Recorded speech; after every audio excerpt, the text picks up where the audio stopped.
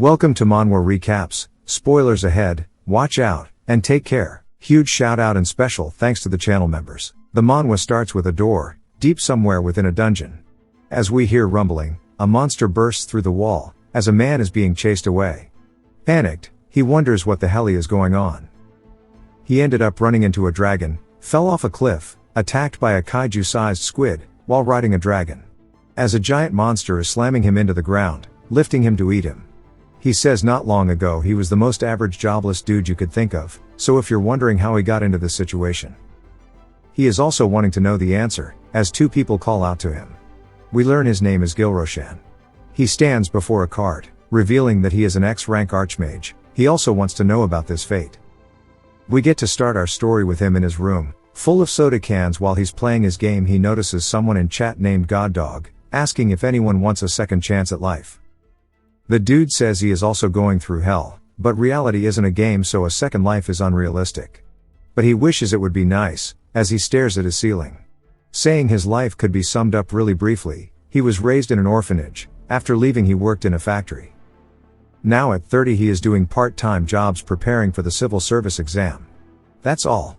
The only joy he has is gaming. His favorite right now is God-forsaken world, just as the name suggests, it's a world forsaken by God. He's played it for over a decade, and knows every single strategy. In his 30 years of living, all he has to his name is his room, and this game. GodDog tells him if he's up for it, they can run it right now. He decides to go along with it since he has nothing better to do. The man tells him he's ready. GodDog says it won't be easy, asking if he's certain. The dude wonders why he is so serious about the roleplay. Debating if he ignores him or not, he types anyways, saying that anything will better than what he is now. GodDog says that sounds good to him, but he just wonders where the rest of the roleplay is. Wondering if after all that nonsense this is it. A voice then plays over his earbuds, asking what he means by nonsense. A chill runs down his spine. The voice tells him to just try and to survive this time. As he starts to feel an incredibly off sensation, we see him vanish out of his chair, leaving his headphones dangling. When he looks around, he can't see anything. His mouth is gagged, his hands are tied. He wonders if they are after his organs. The bag is ripped off his head, as there is a group surrounding him. They call him the third prince of the Vault Magic Empire. Gilroshan Elro de Vault, our boy is a damn porkchop now. He wonders what's going on, and one of the kidnappers say to remove his gag, then grabs his chin, telling him to look at him properly. Gilroshan recognizes it, saying the next line before he does. He says this is exactly like a moment out of God-forsaken world. It is the third prince assassination event. He says this is so familiar to him. The man then tells him not to try anything funny, calling him the prince, which confuses him. The kidnapper says he will be executed here today, in the name of the Republic. Also his head will be sent to his father. Gilroshan says there's a misunderstanding. As the sword gets raised, they swing towards his throat. He says he warned him not to try anything. Blood starts dripping from his neck. The man tells him even if he's a scoundrel prince, he still carries the imperial blood. He realizes now this is not a prank. He is actually the trash tier third prince Gilroshan. We learn he is also named the Pig Prince. I wonder why. He's no longer in the succession race, but he is also really lazy and behaves weirdly. He is an absolute bottom tier noble, with barely any lines in the game. Speaking of lines, this is the end of he's just a background NPC. Which makes him wonder if he is the NPC, who is the player. He glances over towards whom I assume is the player, looking nonchalant. The kidnapper asks if he has any last words. Gilroshan begins to sweat nervously, saying he doesn't know what's going on here, but he isn't the third prince. The kidnapper asks if he thinks he's stupid. He can see his red eyes, which is enough proof. So he shouldn't try denying it. Gilroshan says he isn't even the protagonist, but some chubby loser, and he's about to be executed. He wonders what kind of cruel joke this is. The kidnapper raises his blade, telling him not to worry, he'll make it quick and painless. Telling him farewell, he charged forward. Gilroshan says he doesn't want to die like this, as there's something he needs to accomplish, while he is flinching. The sword draws closer to his throat, but he wonders what it was he had to accomplish to begin with. It seems as if time has stopped. He wonders why it doesn't hurt. He opens his eyes, seeing the kidnapper frozen. He looks around wondering what's going on, as a status window tells him the game has begun. It says the player has selected the third prince Gilroshan. He begins tearing up, saying that he is saved, since he can survive as the player. The world is without a doubt the game he loves, and he is a master of that game. He smiles, saying he is a walking strategy guide. The status window says the starting rewards of the player have been granted, which is 3 stat points, and 2 skill points. His current quest is to escape the crisis. He says that stat points improve his abilities, and skill points let him learn techniques. Everything has stopped as if he hit the pause button, and he can only move to the extent the situation allows. He says just like in the game, he is given a bit of time to make a choice, which means he will soon return to the moment of death. He can deal with points and stuff later, as this next part is the most important. The status window says the card selection choice of fate is about to begin. This is what determines what he lives or dies. Fate cards are class-defining cards that give unique stats, abilities, gear and storylines. The player is given 3 random cards, from a pool of 1024, but you can only pick one. As they begin shuffling, he says that choosing the right card requires skill, but what appears is luck. He won't get another card shuffle until level 10, so it all rides on this. He says it's up to Lady Luck. A giant surge of lightning begins appearing overhead. He says that time will resume once he chooses one of them. He says the fact it's all RNG makes this nerve-wracking.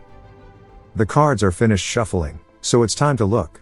He says that he's really excited, since he's a gambler. He's either about to die, or get something mid. If he's lucky he'll be pogging. He explains how there's a first shuffle rule very few people know of. One of the 3 cards always includes a close combat card, that ensures at least one reliable play. The average rank of the 3 cards is B as well. So he just wants a simple A-rank tank card. It's not even that unlikely. He taps on the first card, which is the F-rank Fate, Slave Gladiator. Bro does a double take, saying this isn't real. He clicks the second card, which is the D-rank Fate, Third-rate theater actor. Now he is silent in disbelief, saying this is definitely a prank.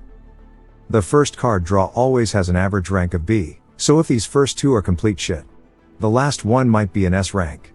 He starts to smile, reaching towards the card.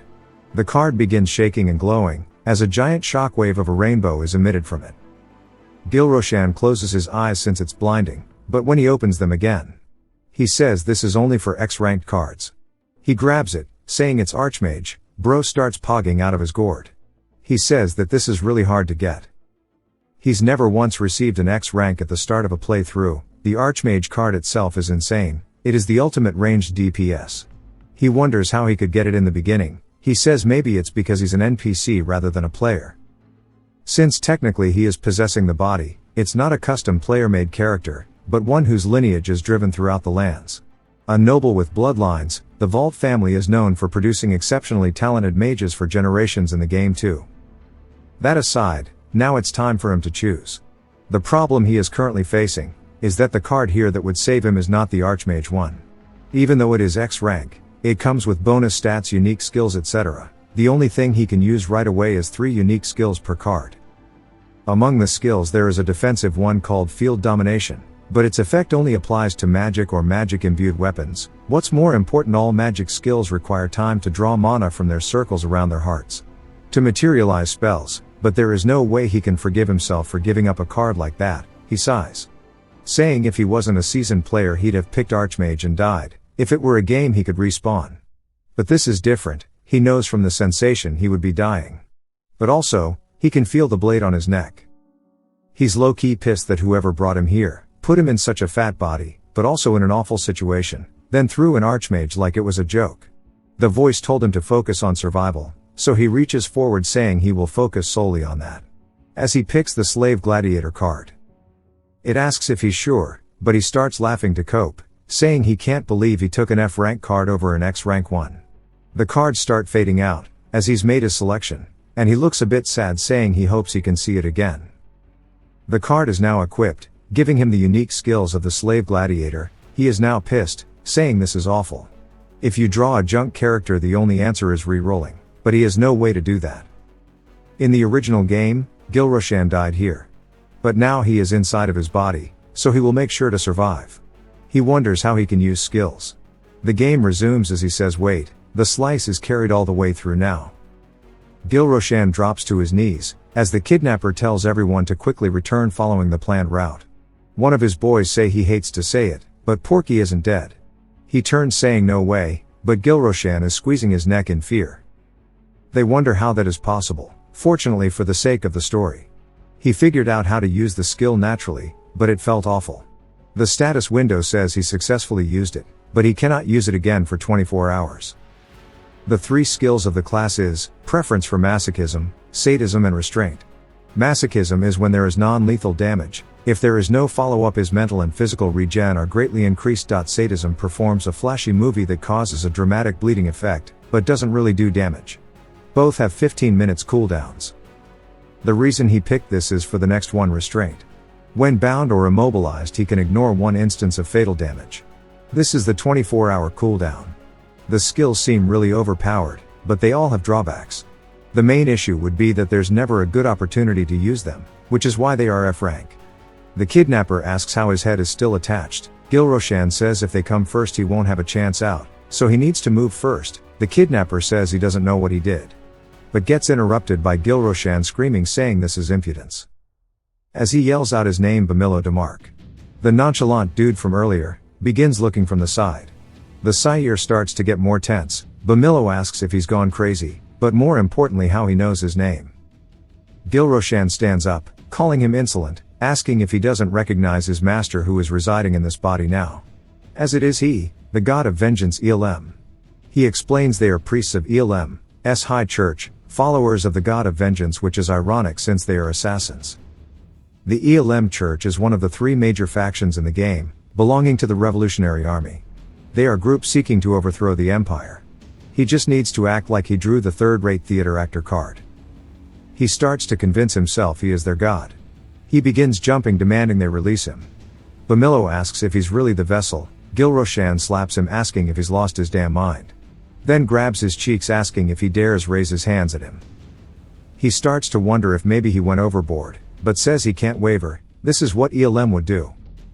There are actually 12 gods within the game. A lot of them are meddlesome and love interfering with worldly affairs. As a result, major and minor incidents happen often. When the game first launched, people thought Elm was a poorly named god. But among them, Elm strives on war, conflict, and chaos. Which is why he shows himself often. Bamilo says he understands, but would like for him to offer a sign of faith to his foolish believers. Gilroshan says these bastards need to know their place. Just last week they offered a golden statue to their altar, but it was only golden plated. Bamilo looks surprised. Gilroshan continues, asking if he thought he'd not notice a pathetic prank.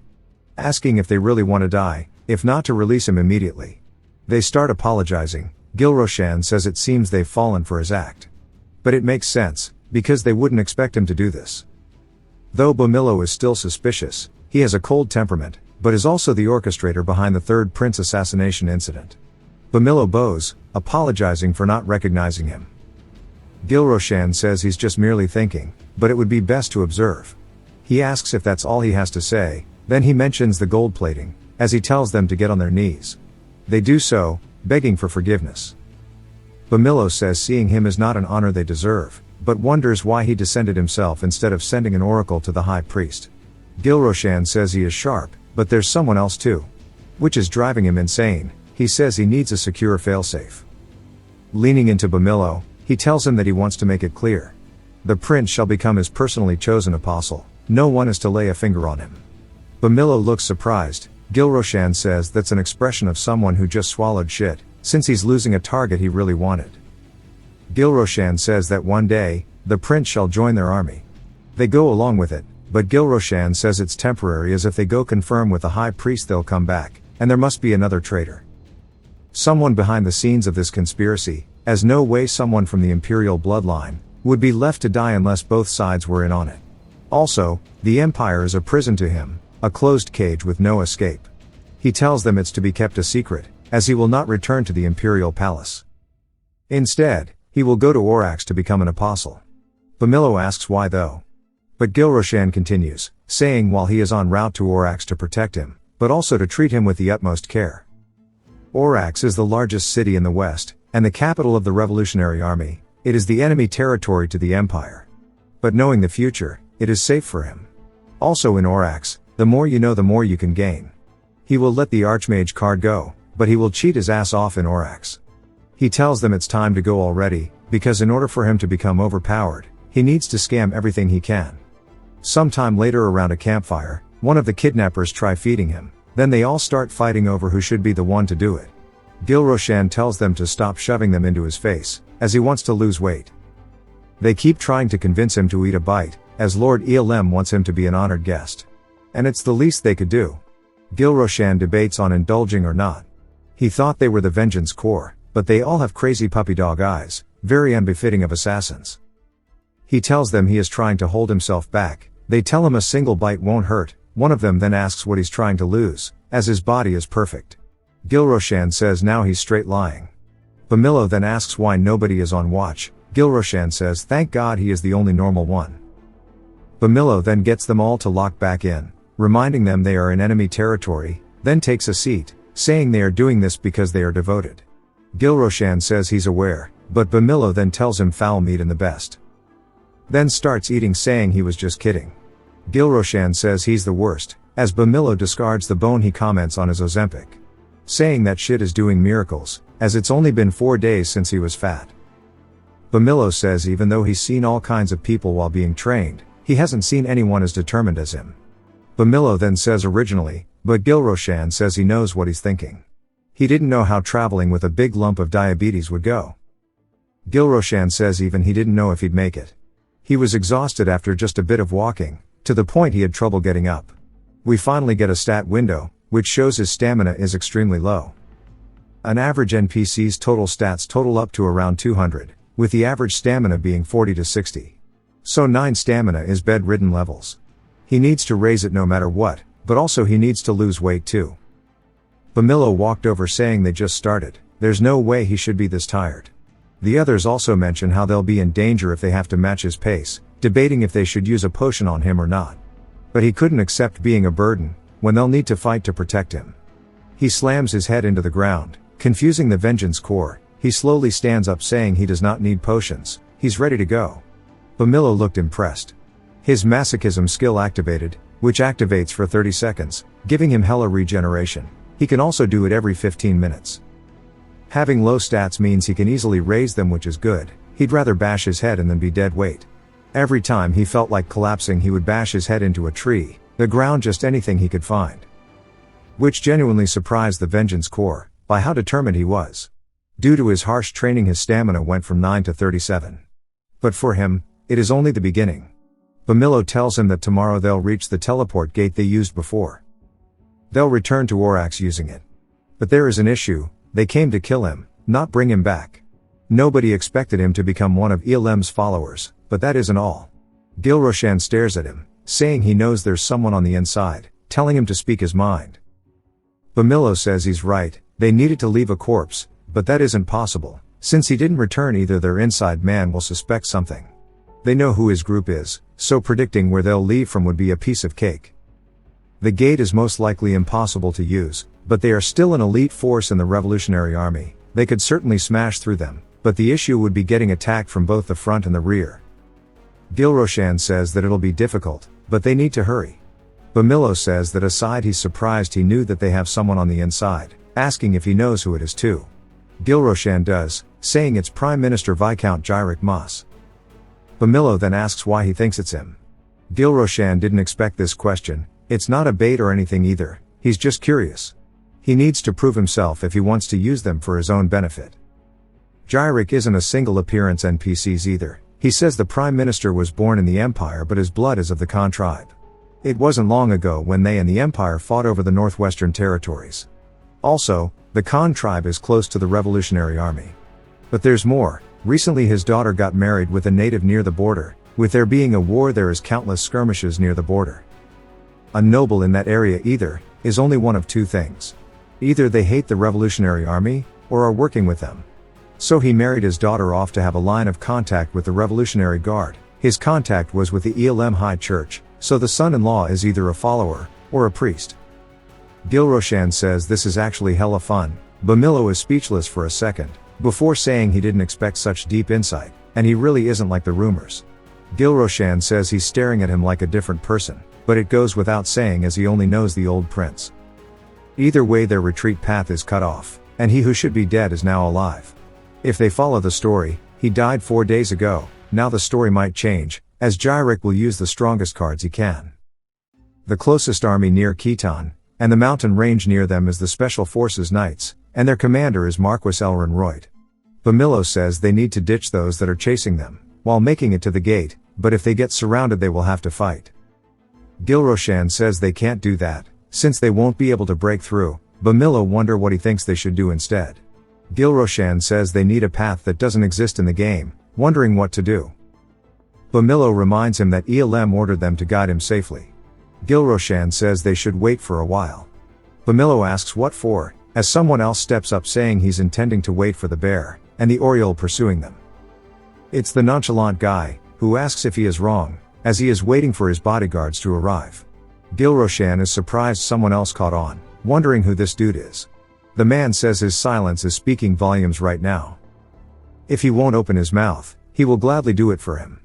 Gilroshan says he needs to figure this guy out, as he begins to draw his blade. Gilroshan laughs, asking who he thinks he is. Saying he doesn't even know him, so why should he answer? Then he starts asking him if he thinks that Archpriest Bamilo would just watch. Gilroshan says the guy is unexpectedly simple. He tells him he has a few things to say. First, he doesn't intend on returning to the palace. He would have simply stalled for time otherwise. Second, he is right. He is waiting for the bear and Oriole. But he doesn't want to say why, since he doesn't know him, but also since he hates bastards like him. The guy grabs his throat, saying he's just a bastard who doesn't know his place. Gilroshan then begins to smell the scent of flowers. But Bamilo splits them up, while Gilroshan wonders what that was. Bamilo nods towards the dude, saying his name is Urgel. He's not from the church, just a comrade of the revolution. Gilroshan says as expected he's a mercenary, but also in the game the player isn't affiliated with a particular group, so they can roam free. But Urgel isn't a name he's ever heard of, so he might be from the real world like him. Urgel wants him to speak, asking why they should wait. The bear and Oriole are the third prince's shadows, the 6th rank knight, Karl Cillian, and his mage mentor the 7th rank witch, Taravan Sui.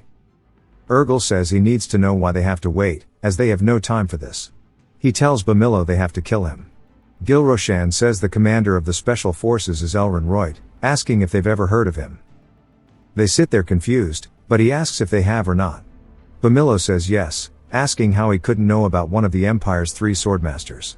Gilroshan then asks if they can beat him, asking Urgel why he's so silent now. Because if they continue they'll all die to Elrin, so if they wish to die to go alone. Elrin is at the 9-star realm with the sword. By player standards he's a hella strong NPC whose level is in the early 90s. Gilroshan says going against him isn't the worst choice, if they want to disappear without even leaving a corpse.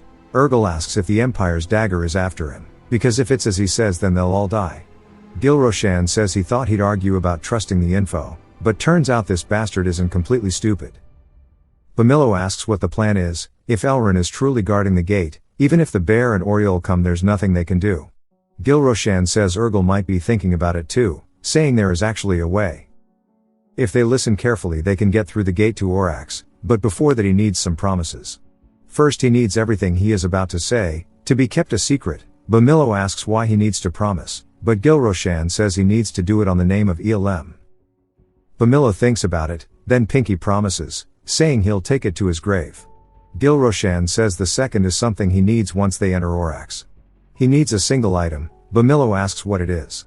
Gilroshan says nothing amazing, he needs some glasses there. He then tells them that this info will be about the bear, or Karl's. He is also nicknamed the Knight of Dawn. He was once one of the Imperial Knight's high ranks. After the Empire's collapse he fled to the 5 kingdoms and became the commander of the Sky Knights. He isn't actually Karl Cillian, but Karl's Royd. Bamilo is surprised, asking if he is Elon's illegitimate child. He says yes. Aside from Elrin very few people know, not even Karl's does. Urgel doesn't seem fazed, which means he probably knows. If he's a real person like him, then he definitely should notice something off about him, especially since he was meant to die. The question is, about how much he knows of the game. A giant explosion occurs on the mountain, as Karl's and Taravan have now arrived. As they are having a showdown with the Vengeance Corps, Karl's asks how dare they kidnap the prince, but it isn't too late if they let him go. The Vengeance Corps says they did kidnap him originally, but now he is following them on his own. As he runs towards them, he says he left hints for Karl's, but didn't expect him this soon. If Taravan steps in, The priests will stop holding back, and fight for real. So he needs to hurry. Tiravan speaks up, saying she won't warn them any further, she needs to know where her disciple is. They try to say they'll explain it to her. She tells them to be silent, as she'll burn them alive, then go find him herself. They nod to each other, then start to lock in, ready for a full-on brawl. Gilroshan makes it in time, saying to wait, calling out to her. He stands before the Vengeance Corps members, panting from the run over. But Carls and Tiravan are confused as hell, asking who he is. He says it's him, asking if they don't recognize him. Carl shakes with anger, asking what the hell they've done to him, for him to lose so much weight. They just stare at each other since they didn't do anything. Gilroshan says he can explain, he wasn't kidnapped. They look confused, asking what he means. He says he did get kidnapped originally, but he isn't anymore. Now they are even more confused. Tiravan bites her lip, pissed, saying she went all this way to find him, but now he's spouting bullshit. She says she'll kill him with the kidnappers. She barks at him, asking if this is how she taught him. He says she's more of a thug than a witch. We get a character introduction of her. Her nickname is the Crimson Shadow. She is the pride of the Vault Magic Empire, produced by the Five-Colored Tower. According to the rumors, she's an old witch, over 200 years old, who keeps her youthful appearance by bathing in the blood of virgins. In reality, she is only 19 years old. They are witches who transmit their legacy to their successors, by handing down their magic and names. They also share some memories, but their appearance is also passed down. Carls tells him to calm down, since it doesn't seem like they are in a dangerous situation. They can hear him out. She starts blushing, saying okay. Gilroshan says she is weak to good-looking dudes. He tells them both he'll be heading to Orax. But they don't want him to go, saying he's crazy. He says he is. He knows why they are worried, but also why they don't believe in him. But the path he intends to walk is not how he was before. He knows it's hard to take it in, but it's of his own free will. This path is the only one he can walk to survive. So to not stop him, this is an order as their lord. He then tells Tiravan to forgive her foolish disciple. She must have thought he's been dodging her teachings. But he hasn't given up on magic. It's simply not the time yet, but one day he will shine the light of the 5 colors. She's surprised he didn't give up. She also wonders if his eyes always had this light to him, because he used to struggle with eye contact, but now he's talking about the 5 colors too. True magic will always purely and brilliantly shine with the light of the 5 colors. It's a saying passed down for generations from the tower she learned in. It's a phrase most mages shouldn't know either. She thought he had no interest in magic, since he has no talent. But he pretended to hate it in front of others, while clinging to it desperately. Not to mention, he was only pretending to be an idiot while he was inside the palace. He played it perfectly. It's her fault as his mentor to not notice. She wonders what she's been doing for the last 5 years. He asks if they will come with him. She agrees. He's surprised she accepted so easily. She says she's already been demoted to his mentor. It's also her duty to bring him to his senses, but also he's a prince in name, so he can maybe make her the master of the 5-colored tower. The only issue now is Carl's. She knows he is a total rule follower. He doesn't know the word compromise. His only goal is to bring the prince back. We see him standing there shaking, and she says he's about to brute force him home, but instead, he starts bawling his eyes out. She is hella confused, but he continues saying he always believed the prince would establish a great cause. So he will follow his will, his path and his fate. If anyone dares stand in his way, he'll cut them down. Carls and Tiravan have now officially joined his party. It then goes to Elrin, who is frustrated. As he is staring at something, he asks if this is all from their search. One of his men says they are highly skilled at avoiding detection. He grits his teeth, saying Gilroshan is no help at all. According to the laws of the Empire, his youngest Carls would have had to become a slave. After all of his efforts, he hid his status and raised him via the Cillian family. He was unlucky enough to have become the good-for-nothing third prince's escort, but now he got kidnapped. The more his son spends with Gilroshan, the worse his reputation gets. His fist begins shaking with anger. Since he thinks his son is one of the most promising talents, he just wants him to return unharmed, but also doesn't want him serving Gilroshan. If he uses the opportunity to take care of the third prince, he can put Carls into the Knights division. He asks his men if there's any chance that the prince's bodyguards have found him yet. He says that even if it's Tiravan, her speciality is flame magic, which is far from tracking, so he doubts it. Elrin smiles, saying heaven is on his side. The dude asks what he means. Elrin says their mission is to cut the kidnappers' route off and wipe them out. Even if they have a hostage, they need to ignore it and cut them down. He says he understands. Then Elrin dismisses everyone, saying with this, the Special Forces Knights won't concern themselves with the third prince's safety, as he sends them out. He says they will eliminate the kidnappers, even if the ground is soaked in the process. A little later, we see Gilroshan thinking about something. Carls calls out to him, which scares him, asking what he's thinking about, and what's the deal with his sword. Gilroshan tells him that he needed it.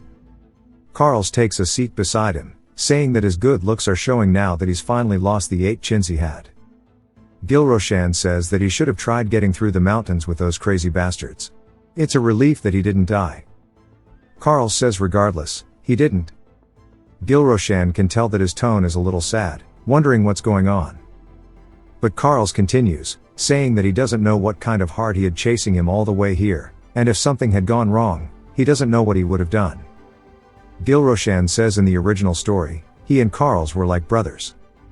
They're distant relatives and grew up together since they were young, so it makes sense. He's not the original, but he is still glad to see him. After all, this is none other than his charging leader.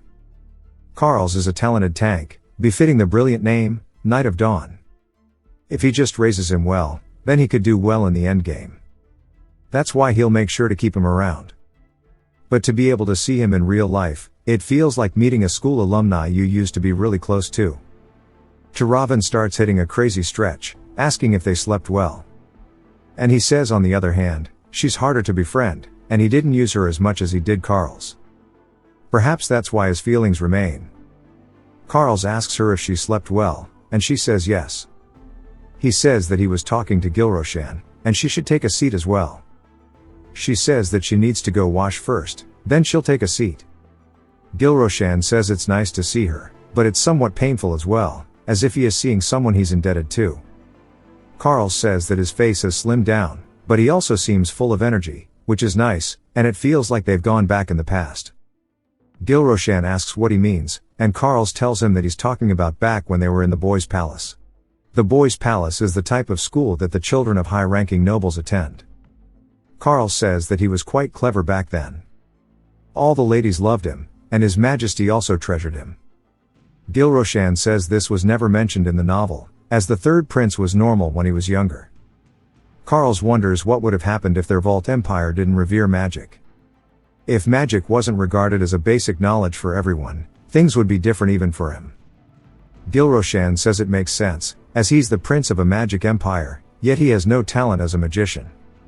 And he was a prince people had expected a lot from. Just as much love as he received when he was young, the people leaving must have felt even more bitter. But that's not really his past. So he tells Carls not to be so full of regret, as it's not important what kind of child he was back then. No one will remember the third prince of the boys' palace anymore other than him. So he should just keep an eye on the present. Wondering what he thinks about that, Carls says he likes it a lot, and it sounds like a good idea. Gilroshan smiles, and he's lucky the people don't know the original well, and Carls asks what he means. But Gilroshan tells him not to worry about it. He's more confident than ever at handling a godforsaken world. Even if he's now a failed character and in a rough spot, he won't let things go like this. He doesn't need magic talent. Instead of the X-rank Archmage, he may be an F-rank slave gladiator, but he still has another opportunity in the future. He tells Carls to just remember that he's going to go back with the right to survive, and when he returns to the Empire, no one will look down on him. His friend, brother, and ruler. So he should lift his head up high. Carls says he does that anyways. Gilroshan wonders if he's stupid. Carls laughs, saying he's only kidding, and Gilroshan says he couldn't tell. As they're having a good time, Turavan returns. We see some bugs eating a cockroach. And Gilroshan says that since Turavan is here now, he wants to talk about their future plans. And he told him why he can't go back to the palace. Since there are more than just one traitor there. Gilroshan asks if he knows Elrin, who protects the north of the capital. Carls says yes, he's his father's friend and one of the 3 sword masters in the Empire. Carls realizes why he's asking him, saying there's no way. Gilroshan says he is not the traitor if that's what he thinks. Elrin is a loyal soldier and a martial artist who considers honor important. The problem is that he's blocking the gate right now. He'll try to eradicate the assassins and take him to the palace. He then asks if he's going to try to convince him to cooperate like he convinced them. Gil-Roshan says he's not too sure if that'll work, wondering what he thinks. Carl says that he doesn't want to disappoint him, but it won't work at all. And that the Vengeance Priest Corps will be annihilated, then they will both be dragged to the palace without a choice. Gil-Roshan smiles, saying that he's not disappointed. Carl asks what the other method is, because he and Taravan are both really curious to what it is. He grabs his blade, saying his method is right here. He's going to defeat Elrond and get past him. There is no other method. Taravan and Carl stare at each other, wondering if there's about to be a punchline to his joke.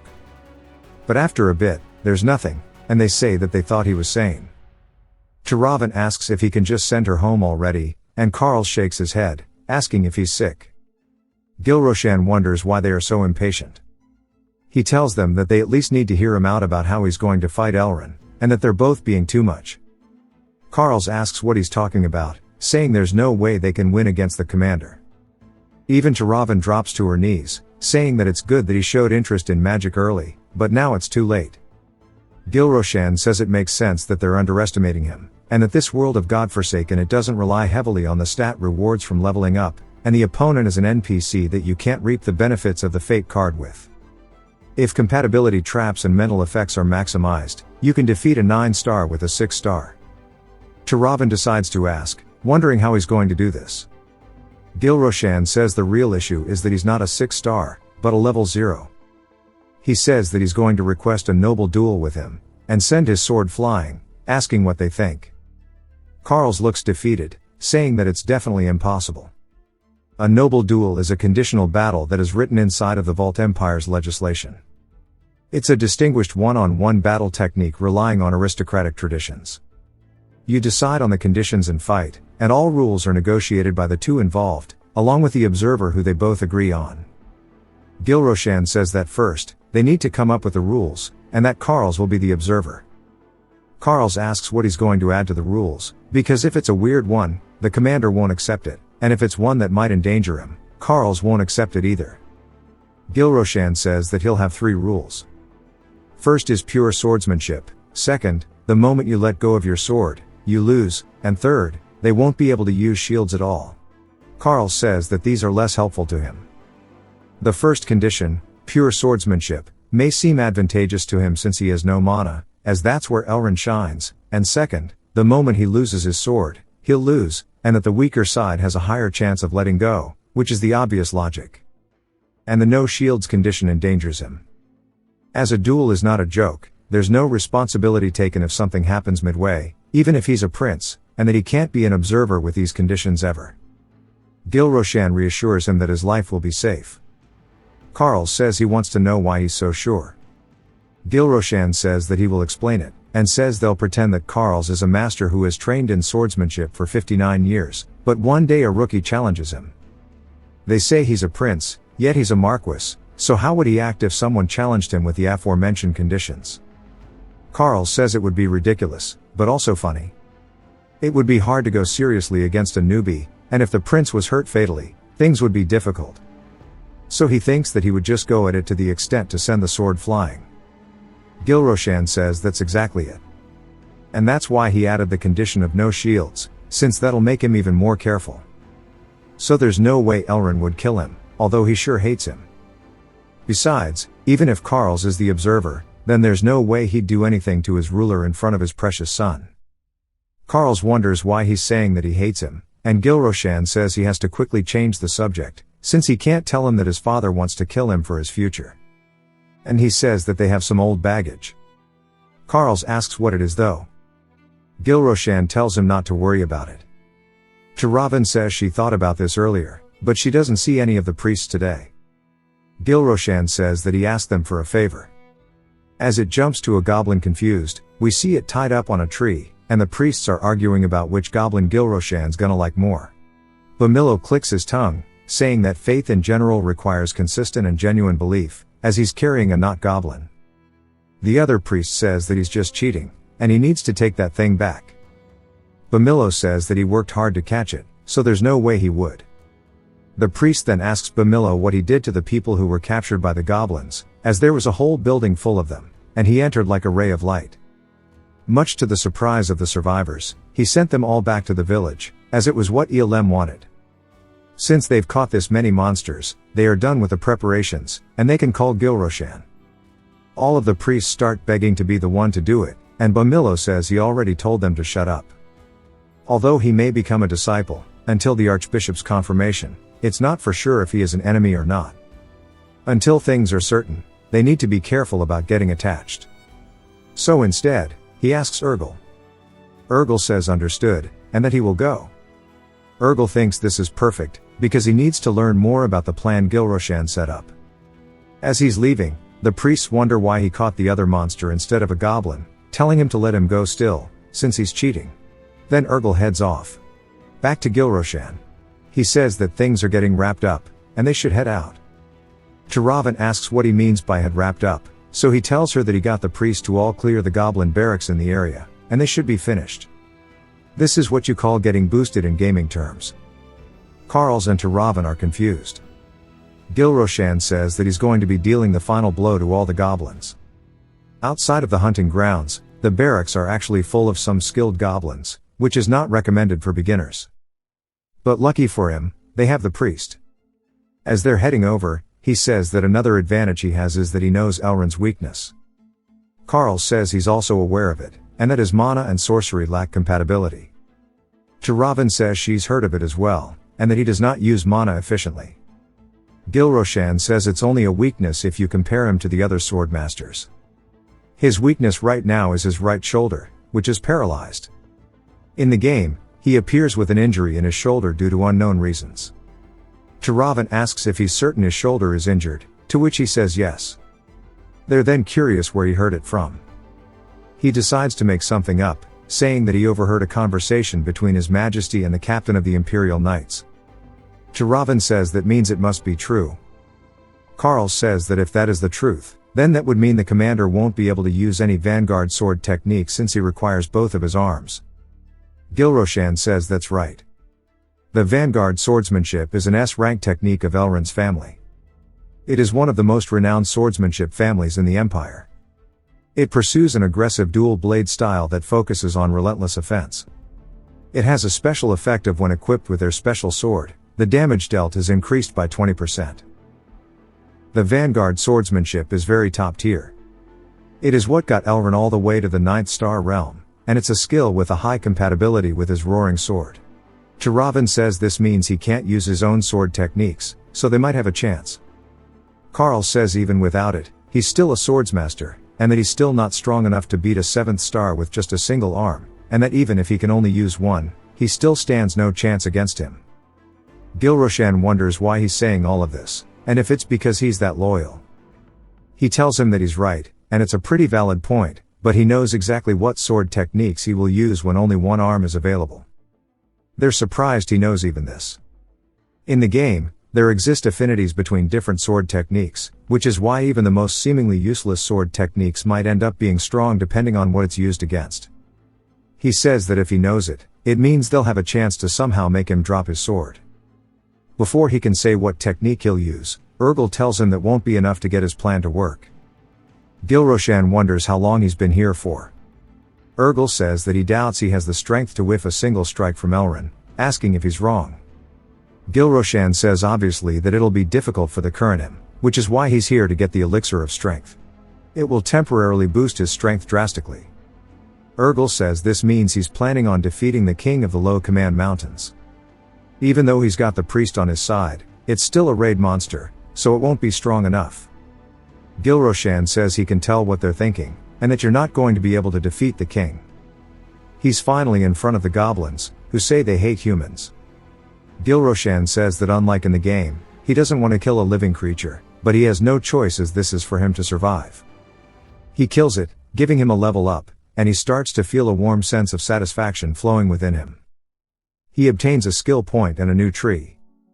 He says if he also counts the 2 points he got from the beginning, he has 3. He uses all 3, allowing him to learn the martial arts of the Wanderer, and that the fierce combat techniques will be engraved into his body, giving him an additional 1% bonus to his strength and endurance stats. He needs to get to level 9 to obtain the sword techniques to face Elrin. Right now, he's only level 1, so he's got a long way to go, and a ton of monsters to kill. As he starts going through the montage of leveling up, he uses 4 more skill points, learning extreme training, so he can now handle emergency situations better, giving him an additional 1% bonus to his intelligence stat. Carls and Tiravan are surprised that he's so different after just a few minutes, asking if he took an elixir or something. He says that he did have something like that, and it seems that the priest prepared some good stuff for him. Tiravan says she wants some as well, but he tells her he already chugged them all. She starts getting pissed that he never thinks about his master, calling him ungrateful and needy, telling him to respect his elders. He gets a little pissed that she's only 19. Then Bamillo asks what else they should do for him. Gilroshan thinks about it while Carls calms her down, and he says there should still be some goblins left in the area, and he needs them here, but they don't need to be tied up, as last hitting them is not enough anymore. He needs to hunt them himself to get practice using the sword. As they start charging at them, Carls tells Gilroshan to get ready. Gilroshan says he was only expecting 3 or 4, but there are way too many of them. Instantly, Tiravan chars a couple of them, saying that's all she's going to handle, as she starts pouting. Carls yells, telling Gilroshan to lock back in. As one of the goblins leap directly at him, he blocks the attack with his sword, and asks how something so small is so strong. He then backsteps the next attack, and starts to parry the next, saying that he doesn't know if it's thanks to the slave fighter card, but using a sword doesn't feel that awkward. Not only that, he can also see the suggested hit mark at the right time, just like in the game. As he swings forward, cutting towards it, he says this is better than he thought, and it's time for the next one. A little later, he headbutts a tree, activating his masochism trait. And all the way until nightfall, Carl's eyes look heavy, and he tells Gilroshan that he and the priest are all exhausted, as they all look tired. He says that they could stop there, and they should go back and drink tonight, as he looks completely fine. The priest starts chanting, saying it's thanks to the great ELM. As they start drinking around the fire, one of the priests starts talking about a trip that he started on one of his adventures, where he ran into a giant orc. Why the bottle floating? Some people are overwatching this, and a man asks his captain what they should do, as Gilroshan is there as well, also drunk with Carls. The guy wonders what's going on, saying that there's no way this is the fat Piggy prince. They ask him once more if they should kill them all, and there's no reply. The dude goes to call out, and his captain tells him that he's thinking. In the past couple days, they didn't even try to erase their traces, and now they are starting a fire without casting a camouflage spell while drinking. Only a few of them are drinking, including the third prince, and this might be a trap for them. The first prince was killed by the kidnappers, but the third prince is acting like he's not kidnapped at all. Both Tiravan and Carls are there as well. It doesn't look like this is a trap. The captain starts to walk out, and his men are surprised, asking what he's doing. He tells them to stay put as he has to figure out what's going on. Carls looks surprised, and the priest recognizes the Special Force Knights. As one of the men approaches them, Carls recognizes him as Follett. He says he's glad to see His Highness is safe. Gilroshan welcomes him, and Follett asks what's going on, as he believes he's owed an explanation, even if they have betrayed the Empire together. Follett says the third prince might be known as a troublemaker, but this is too disrespectful from someone of the imperial family. Follett goes to ask Carls again what's going on. Carls says His Highness will answer his questions, but before that, he should greet His Highness properly. Tiravan stands up, saying that she agrees that he should. Gilroshan says they are pretty reliable. Follett starts to release a burst of killing intent, but ultimately does it, greeting him extremely formally. Gilroshan tells him to stand up, asking Carls if he could have a moment alone with him. Gilroshan says it's nice to meet him, and they've been running around for a couple days without erasing their traces, and he's sure he realizes how absurd the situation is. The priests are only trying to distract the unit pursuing them. And he says it was his order, as he's been waiting for him. Follett asks if there's a reason for it. Gilroshan says first of all, he was not kidnapped. He's planning on going to Orax together with the priest, in order to do that. He would need to meet Elrin, and that he's not crazy, so he should stop making that face. Follett says that even if he's a troublemaker, there are lines he should not cross, and if he's not misunderstanding, this means he's betraying the Empire. Gilroshan asks if he really needs to tell him himself, and that's something he can talk about with Elrin. Asking if he's wrong, Follett says that he isn't, and Gilroshan decides to assert his dominance over him like this. He says it's getting late, and they should leave in the morning, as he's got somewhere to go before they do. Follett asks what he's talking about, and Gilroshan says it's nothing. He's just trying to get rid of the troublesome insect that's been bothering the Empire citizens, and he's telling him just in case, but he hopes he's not planning on taking advantage of the night to attack them. Since he's been serving the commander for a long time, he sure is aware of the secret behind Carl's birth. Follett is surprised, asking how he knew, and Gilroshan tells him to stay quiet and not cause any trouble, as they should let the night pass by as it is. He then pats his shoulder and leaves, telling him to come and find him again in the morning. Follett says there's no way this is the same good-for-nothing he knew beforehand. And maybe the rumors are wrong, or if he's completely gone mad. After the next day, the fire's completely gone. Gilroshan is standing alone with a sword in his hand, saying that the sword technique Elrin will be using with a paralyzed arm is the Trafalgar sword technique. It is a B-rank sword technique that is passed down by the Knights of the Luxon Kingdom, and it focuses on rapid attacks with an emphasis on defense and chain movements. The special effect is that it can be used regardless of the user's weapon type, and that he's going to use a sword technique that can be used with any type of sword. And to a knight, their sword is like their lover. For Elrin, his sword is even more than that. His roaring sword is an ego sword, which means it has its own will. Not only that, but the roaring sword is also regarded as the symbol of the family's head, and that he will never drop it. He uses 4 more skill points, learning the nomadic swift sword technique. It's C rank, and it's based on the southern region of the continent, emphasizing extremely quick sword movements.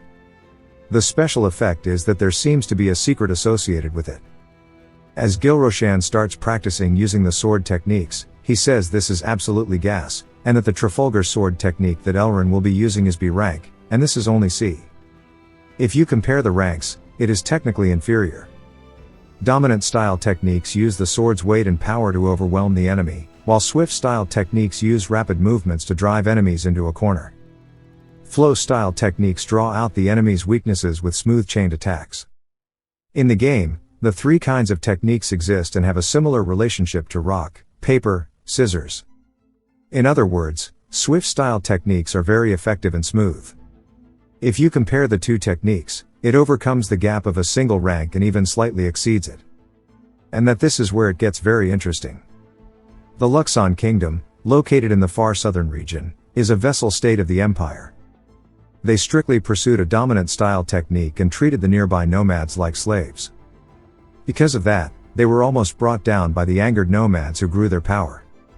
Although the nomads were defeated in the end, they left behind the swift sword technique. This technique was created for the purpose of taking revenge, and it was created for the sole purpose of resisting against the Trafalgar sword technique. Carls tells them they should get going, and Gilroshan says he is on his way.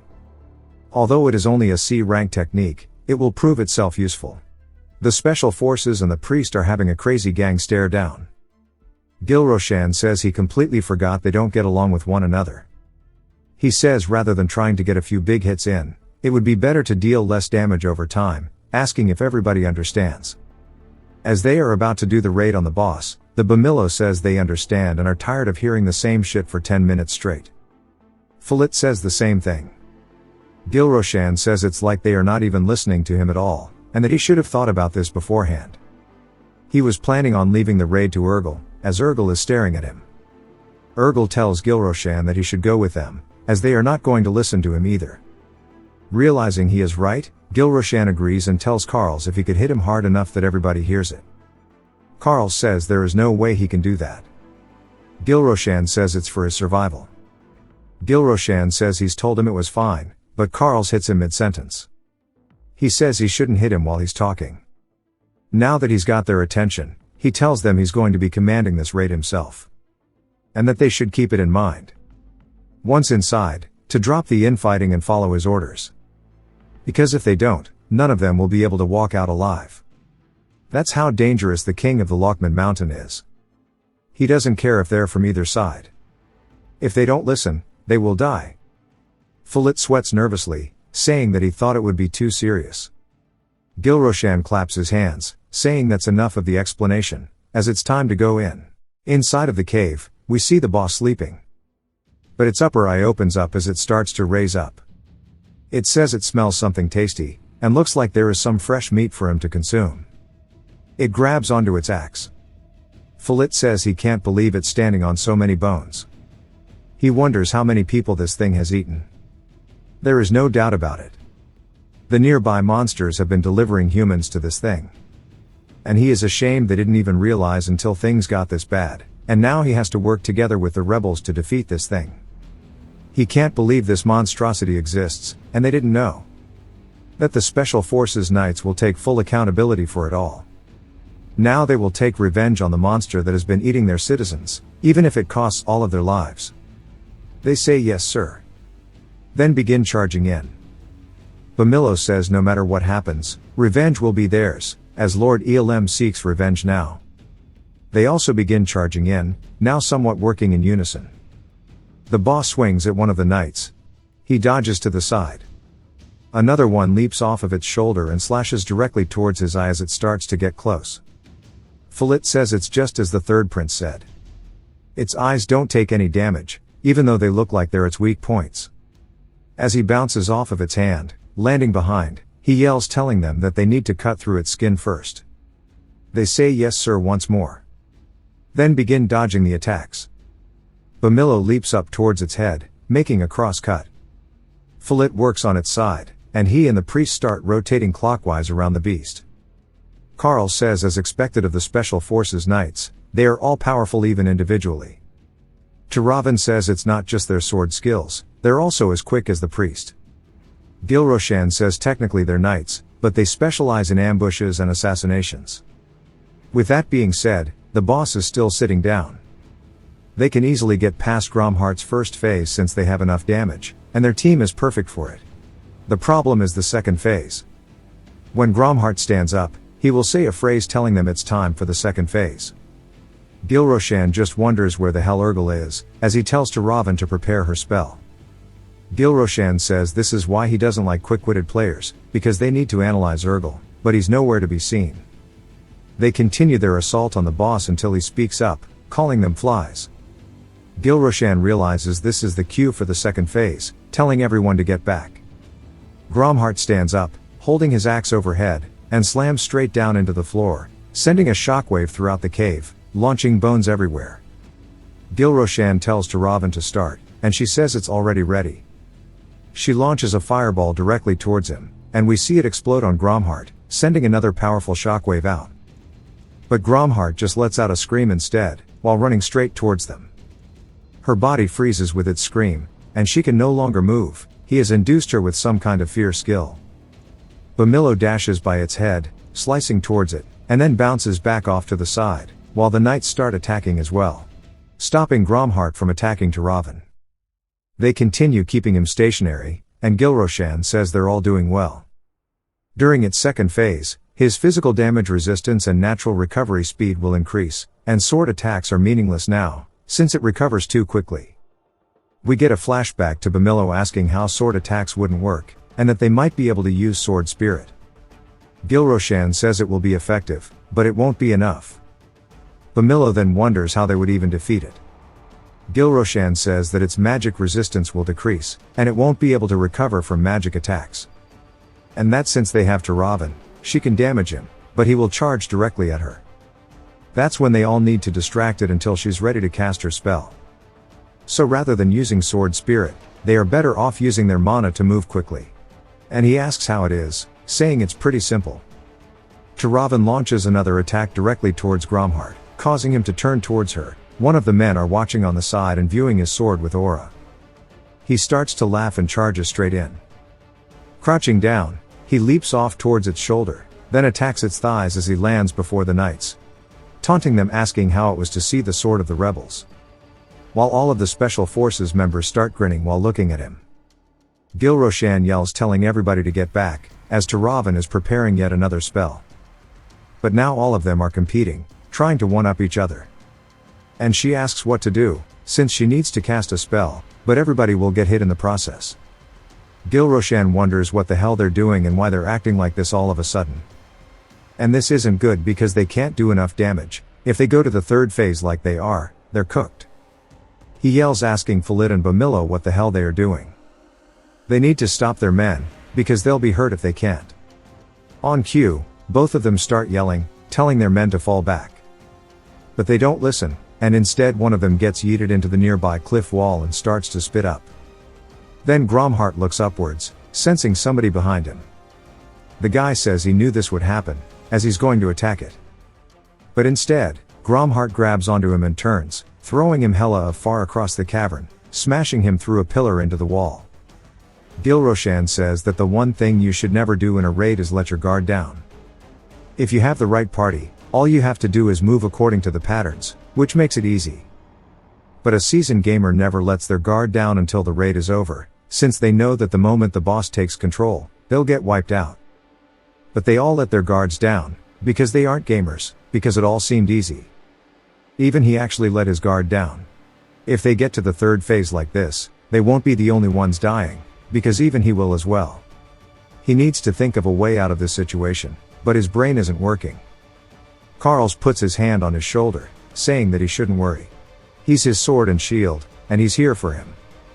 Also, both of the groups fighting are the elite of the elite in their respective forces, and they've gone over these kinds of situations many times.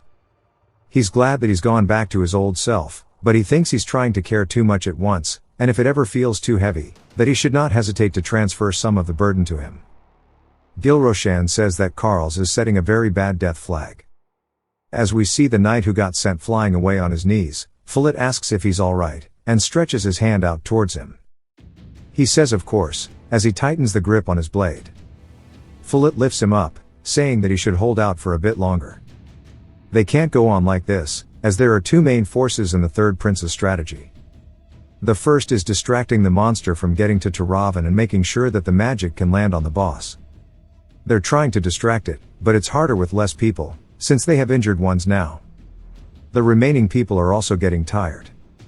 In order to take revenge for the citizens who lost their lives, he needs to step up and do his job. He quickly runs in as fast as he can, imbuing his sword with aura. Gromhart turns and swipes at him as Follett leaps over, striking his shoulder both of his sides before landing in front of him. He yells, telling Taravan now, as a giant flame pillar hits Gromhart directly in the back. Follett says that's great, but is surprised because Gromhart is heading straight towards him. It's too late for him to get away, and he needs to block the attack. As the attack comes down, Follett lifts his sword with aura and begins blocking it, and makes his entire body vibrate as he begins spitting up blood. Gromhart raises yet another attack up, and Follett smiles, saying that this is how it ends, and that it was an honor serving as captain all of these years. The attack comes down, but Bamillo sweeps in, saving him. Follett is surprised, but Bamillo tells him there's no need to say thanks, and that he thinks the boss started coming for him the moment he started showing off alone like that. Bamillo then suggests that they work together to fill the gap left by those who were injured, as they realize that he was focusing him due to the sword aura. They start attacking the boss from both angles, causing it to flip-flop with aggro. It then opens its eyes as an attack flies in, hitting it once more. Gilroshan starts pogging out, and gives Taravan a thumbs up. Taravan tells him to watch and learn, as this is what magic is. Gromhart then closes its eye and begins to release a red aura. Gilroshan says now they have gotten to phase 3, and he thinks what happened earlier helped them get back to their senses, as all of the men already know. In their third phase, he loses all physical and magic resistance, but its damage increases as it loses health. In other words, it's going on an all-out attack and abandoning defense. The one Gromhart will aim for is the weakest of the bunch. As he begins staring down towards him, Gilroshan says that's going to be him, since he has the lowest level. A chill runs down his spine, as Gromhart is dead set on him. The status window tells him that his demonic eyes are gazing at him. Gilroshan yells, telling everybody to get ready. Gromhart asks how dare a group of lowly flies provoke him, and begins laughing, saying that he's going to make sure he's biting them all into pieces. A rock then falls from the ceiling, and we hear a loud thud. Gilroshan asks how this is possible and what the hell happened, as we see the rock has completely pierced Gromhart, killing him. Gilroshan wonders who the hell did it, as we see none other than Urgel landing atop the rock. The rebels and knights start asking if they defeated it, and they begin getting really happy. Follett returns the compliment. Gilroshan says that there's something he didn't know about the game, but normally you wouldn't be able to use the ceiling, because in the game you weren't able to see the ceiling at all in the raid, and he wonders who the hell Urgel is, so we ask him. Urgel asks what he means, and Gilroshan says he's asking who they are. He has no choice but to reveal who he is, and he guesses he would have already realized if he were a player. Urgel asks if that's the case, and Urgel laughs, asking if they have the answer when they don't even know who he is. As this is what Gilroshan said to them originally, Gilroshan says that he knows one thing for certain about Urgel, and that is that he is a petty little bastard. They make it to his treasure room. But on the inside, they don't see anything important, as there's just some barrels. Gilroshan asks if he really doesn't see them. Follett says that he did hear he's an alcoholic, and he can't believe that's what he wants from this place, asking if that's what he's here for. Gilroshan yells, telling them that they can all come out now that Gromhart is dead. Some of them stare at Bamillo, saying they know who he is, and that he's Elem, the god that he told them about, and that they're saved since the god has come to save them. Bamillo laughs, saying that he's not the god of vengeance, he's merely his servant, and he has come to save them under Elem's command. Follett cuts off their monologue, saying that they are the Special Force Knights, and they're here to save them. Their tone starts to shift, and one of the men says that he told his son that the Empire would come to save them, and he asks why they are so late, since his son is already gone, saying that his son was turned into food by that damn monster, asking if they realize how much pain they went through.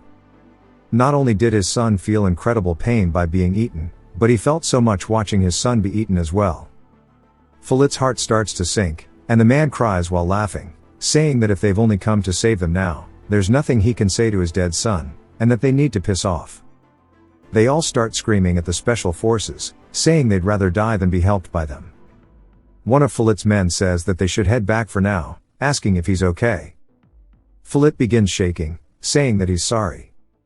Gilroshan steps up, saying that the monsters of the mountains have only started being active recently, and it's not very common for the monsters to attack nearby villages, and he's sure it was difficult for the Special Forces Knights to take notice. He coincidentally ran into the priest, and together with the Special Force Knights, they defeated Gromhart.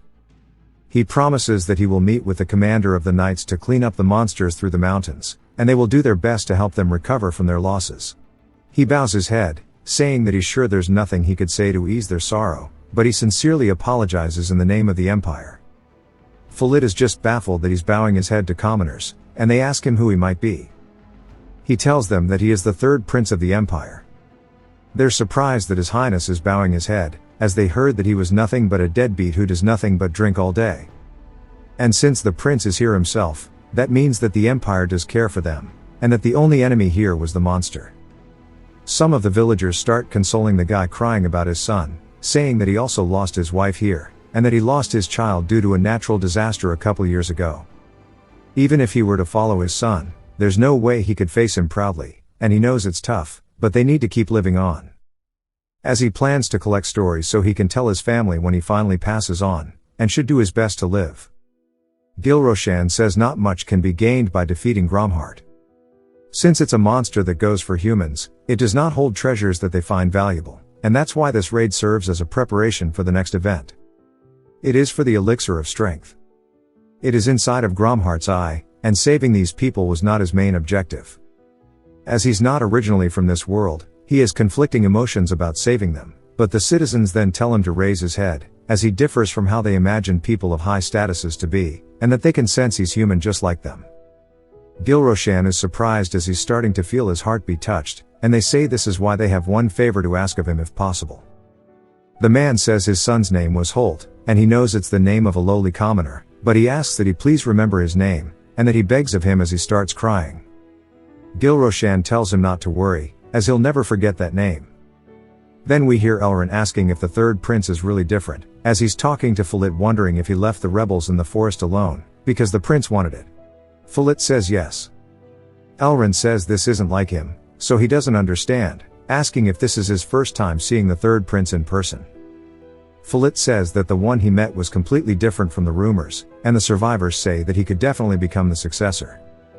Elrin says he's heard enough of this shit, and that he should focus on taking care of the survivors, else he'll go see the third prince himself. A little later, we hear Carl's asking if that's why he's been hiding all this time.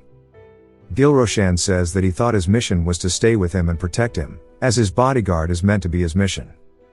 Carl says he wasn't of any use, and Gilroshan tells him that he's only telling him to hold onto his mug since his shoulder hurts. Carl says he's so mean for making fun of him, and Elrin finally enters, apologizing for making him wait.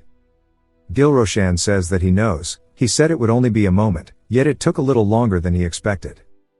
Elrin says he heard some incredible things from the vice captain. He then looks over, seeing Carl's a little flushed, asking if something's wrong. Carl says it's nothing, and Elrin smiles warmly at his son, saying that he guesses that's fine. He then sits down, completely business-faced, asking if they're heading to Orax. Gilroshan says he knows he's worried, but he needs to change, and in order to do so, he has to get there. And if he decides to stop him, he won't let him. Elrin asks what he could possibly do, and Gilroshan says he will cut him down. Elrin wonders if he's gone crazy, saying that even as a joke, that's too much. And with all due respect, he's a swordsmaster, and he might not be aware because he doesn't know how to use swords, but only 3 knights in the Empire have reached the status he has. And he asks him how exactly he plans to cut him down, while releasing crazy pressure. Gilroshan gulps. Elrin says he's not going to let him go to Orax. In fact, he intends to send him back to the palace and kill all the rebels in the forest. Gilroshan stands up, saying his full government ID, as he requests for a formal duel with Elrin, telling him to follow him outside. Gilroshan asks what's wrong, and if his shoulder is holding him back or if he's scared. Elrin gets pissed, saying that he doesn't know how he knows about his shoulder, but if his goal was to taunt him, surely he can tell it worked, and that he accepts his challenge. Elrin immediately asks what the rules of the bet shall be. Gilroshan says that his voice shows not even the slightest anticipation of defeat. He must be thinking that no matter what he tries, there's no way he'd lose. Gilroshan tells Carls to start listing them. While he does, they have a WWE stare down. Carls asks if he's okay with the rules, and Elrin says yes. The status window appears, saying that the sudden event, Noble's Duel, has occurred, and he needs to defeat the opponent and claim victory. Some of the special forces are watching, asking why the third prince is dueling the captain who's a swordsmaster, suggesting that he is definitely insane, or he has a death wish. They start talking about how he's such a spoiled brat who's never even been punched before, and that he's nothing but a disgrace for the imperial family.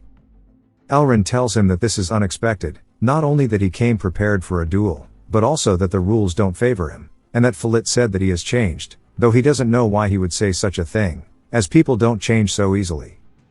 Surely he must have heard the whispers around him, because all of his actions so far are the reason that people judge him the way they do.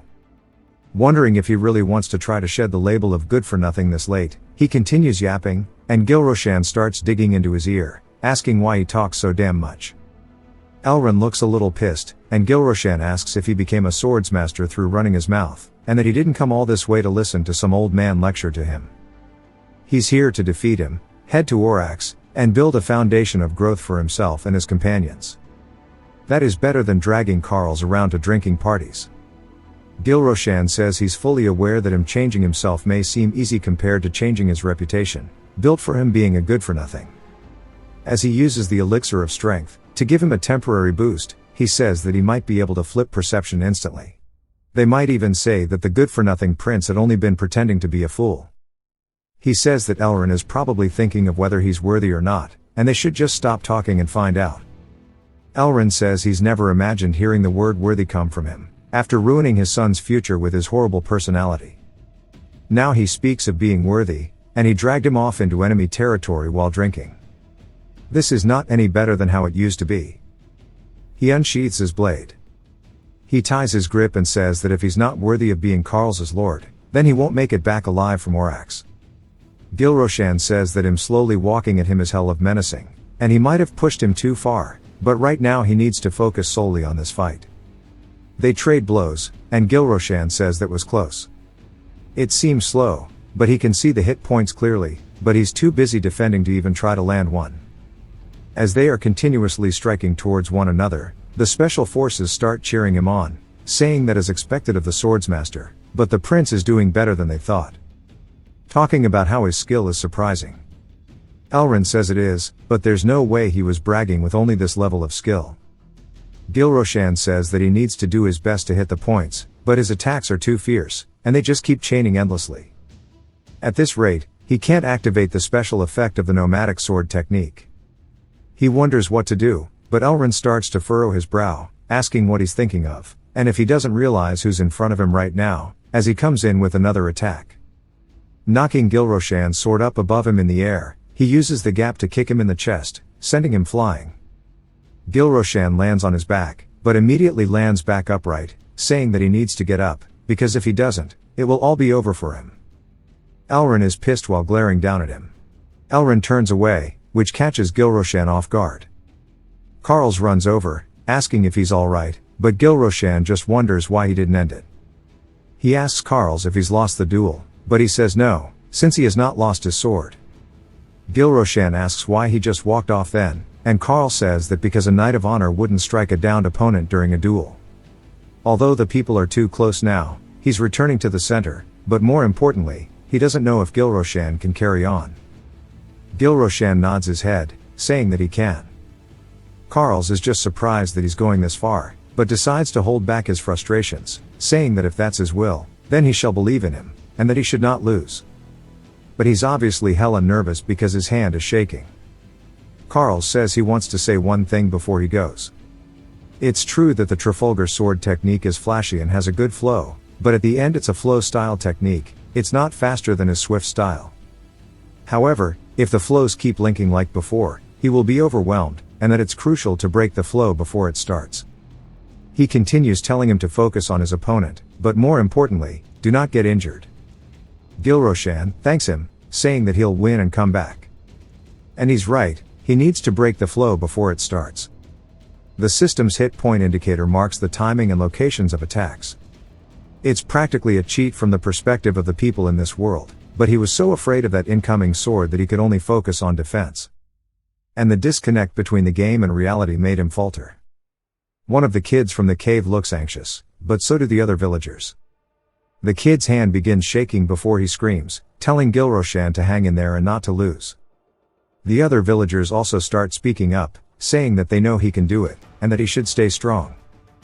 Gilroshan gets a bit embarrassed, saying they don't need to cheer him like this. And he still doesn't fully understand this world, but in a way, he understands it better than anyone else. But he had forgotten the most basic thing. Elrin asks if he's ready. Gilroshan says he's been prepared from the beginning, and he was just a little nervous. But that is, if he has made a strategy, he needs to stick to it.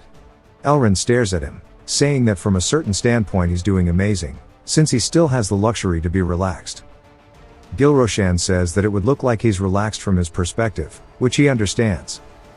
There's a secret behind the nomadic swift style technique, with the starting point of this technique completely countering Elrin's sword technique. His can actually evolve.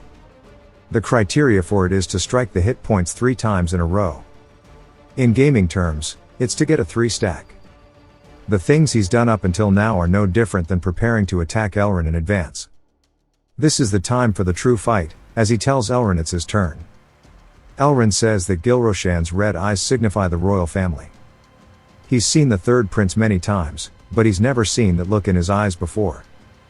He tells him to do as he pleases. Gilroshan begins sprinting forwards, closing the gap between them quickly. He swings, which Elrin blocks. Elrin then goes for a counter, which Gilroshan dodges. Elrin compliments him, saying that was better than before. As Gilroshan comes in with another attack, he gets blocked.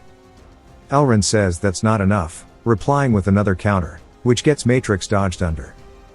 Gilroshan says that he's a monster, but still, he was only able to defend before, and this is doable now.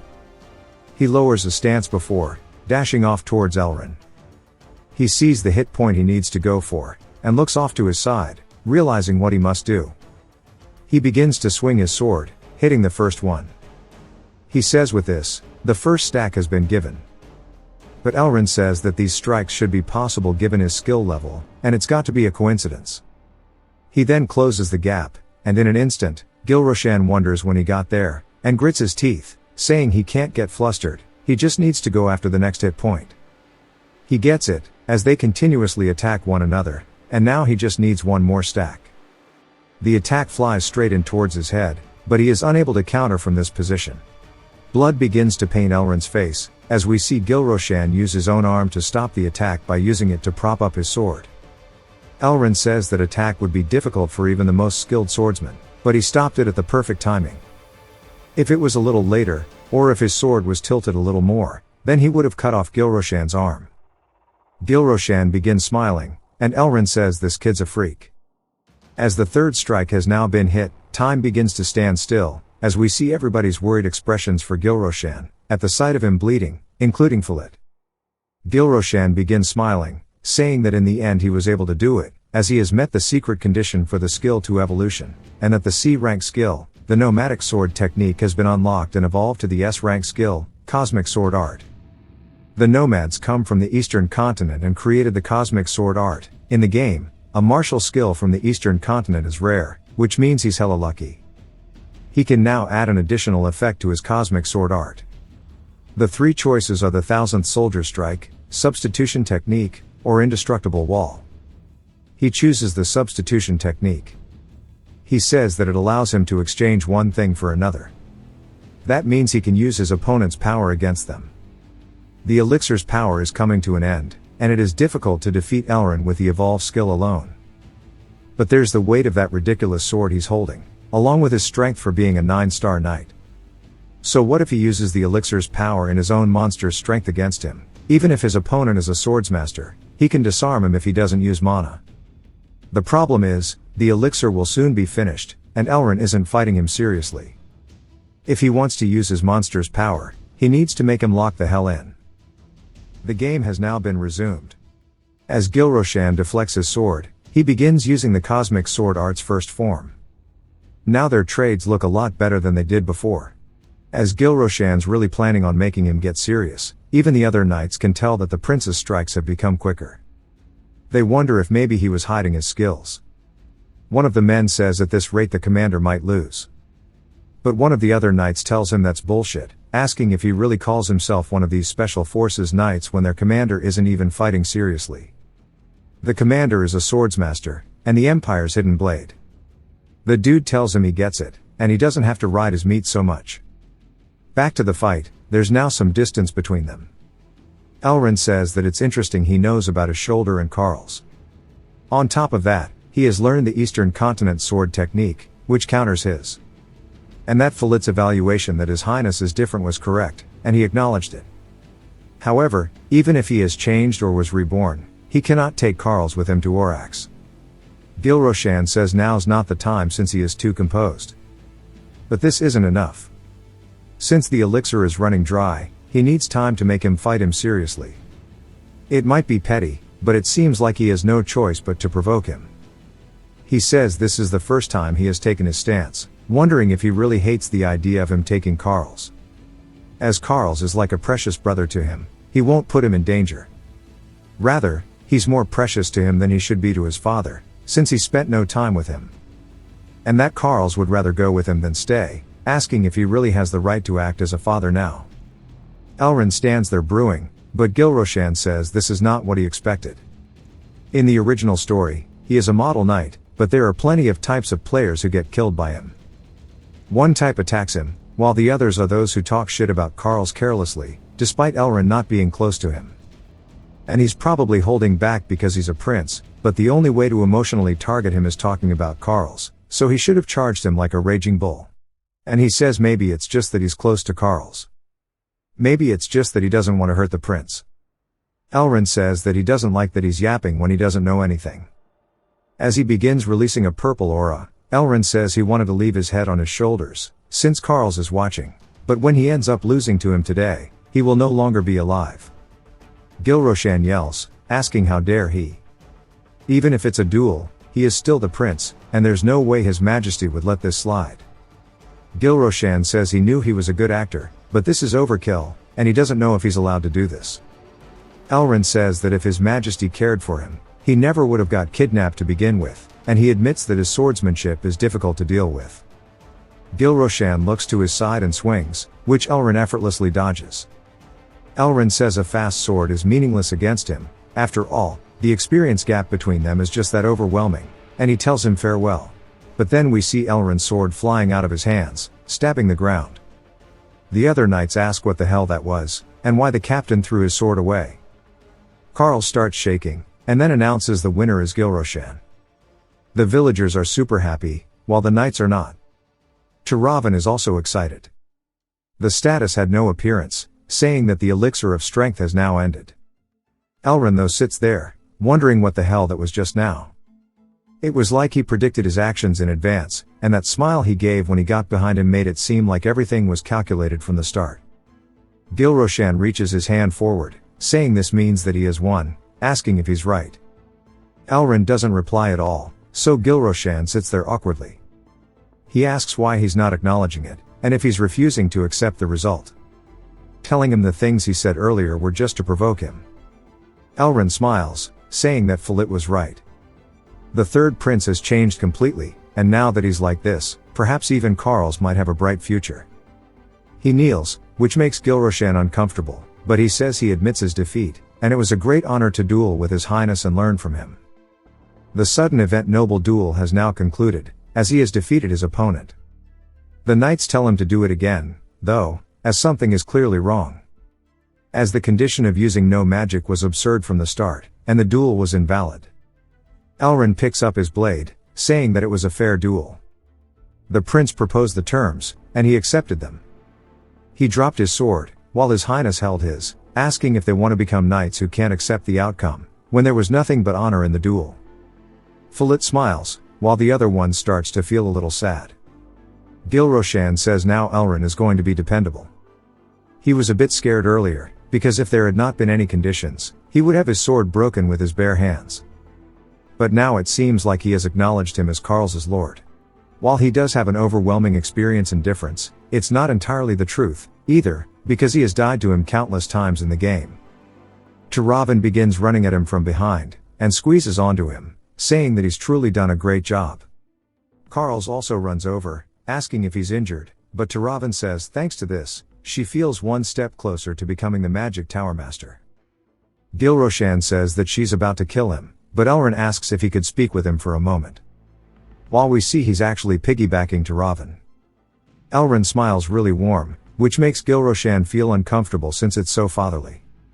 Out in the woods, Elrond says he has ordered Philip to bring the priest core from the forest, and he swore on his honor that they would be safe, since he has won.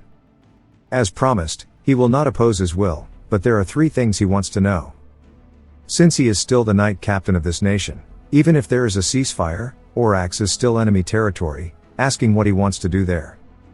As he completed covert missions there in his youth, so he knows just how dangerous it is. Gilroshan says he knows enough about it. Elrond asks if he's certain. Gilroshan says yes, it's a city that could be considered the complete opposite of the imperial capital, Caridon. It's chaotic and maze-like, which gives thieves the freedom to roam. In Caridon, you'd never imagine the kind of dangerous goods they'd openly sell. Whereas here, in Orax, you can buy things such as life and death. The city is completely evil. But still, that kind of place is inhabited by people. Elrond says they aren't imperial royalty, though, like he is. Gilroshan says he knows, and there's more he can tell them. There are 6 armed groups, including 2 churches. The one uniting them all is the leader of the Revolutionary Army, Harith. Elrond tells him to stop, as that is not a name to be spoken so lightly. The leader of the Revolutionary Army is a name that even mentioning in the Empire is a serious crime. Gilroshan tells him not to worry about his safety, as everything is planned. He's not going there to join the army, because if he were, he would go alone. But that Orax holds a unique property, an opportunity so great that even a prince with nothing could overturn everything. Elrond asks if he is talking about the lair of dead dragons. Gilroshan says yes, and he plans to go there. In the Blue Mountains surrounding Orax, there is a dungeon called the Lair of Dead. A labyrinth where dragon eggs discarded by dragons end up. Other races are prohibited from entering, but if one clears the special quest inside, they can literally command a dragon. Elrond shakes his head, saying hell nah, and that he needs to be reasonable. Not only is the probability extremely low, but the danger is far too great. Gilroshan says he agrees, but it was also unreasonable for him to defeat him just now. Beating him, going to Orax, and aiming for the dragons is something he has chosen. But if he wants, he can now continue with his second question. Elrin asks what he should report to the Emperor, which catches Gilroshan off guard. Elrin continues, saying once he departs, he needs to give him a full report, and he can't just tell him the truth. Gilroshan completely forgot about this lunatic. The 44th Emperor of the Vault Magic Empire. His father, Bereshan Carlo de Vault, is a tyrannical man of genius and a terrifying emperor. He is one of the strongest humans in existence, but he is also an absolute psychopath. In other words, he is the strongest lunatic. Gilroshan says he should just tell him that he has become a prophet. Elrin asks if he is talking about prophet syndrome, which is a condition that arises in certain individuals who have not learned magic, but experience a profound shock that they end up gaining precognitive abilities. They pay a price, though, as their physical and mental health deteriorate until they die. Gilroshan shakes his head, saying he won't confirm that. He's thought about using this excuse for a while. Given his situation, using knowledge no one else does, this would fit it perfectly, but it's not enough. He also wants to steal the Tear of the Dawn. It's an imperial relic held by the revolutionary leader. It's something his father will understand, because he would go to war himself to retrieve the ring. And that should be enough to convince him. He'll probably end up leaving him alone, asking what the last question was. Elrin says it's not a question, but rather a request. Asking if he can depart tomorrow instead, so they can rest, eat, and receive treatment. Gilroshan realizes that he just wants to spend time with Carls, and says all right. That night, even the revolutionaries are drinking with the special forces. As Carls is enjoying himself, Elrin looks happy to see his son. And the knights are also chatting it up with the priest. Even Falit starts to get a little excited to be around them, telling Bamillo he will serve him as his big brother. But the next morning, they are super awkward with one another, and Gilroshan wonders what happened. Carl says he's a bit nervous. Tiravan is too, as she doesn't think this is the right idea. Elrin says that with this, the preparations are now complete, and that he should take care of his journey, as he doesn't know the prince that well.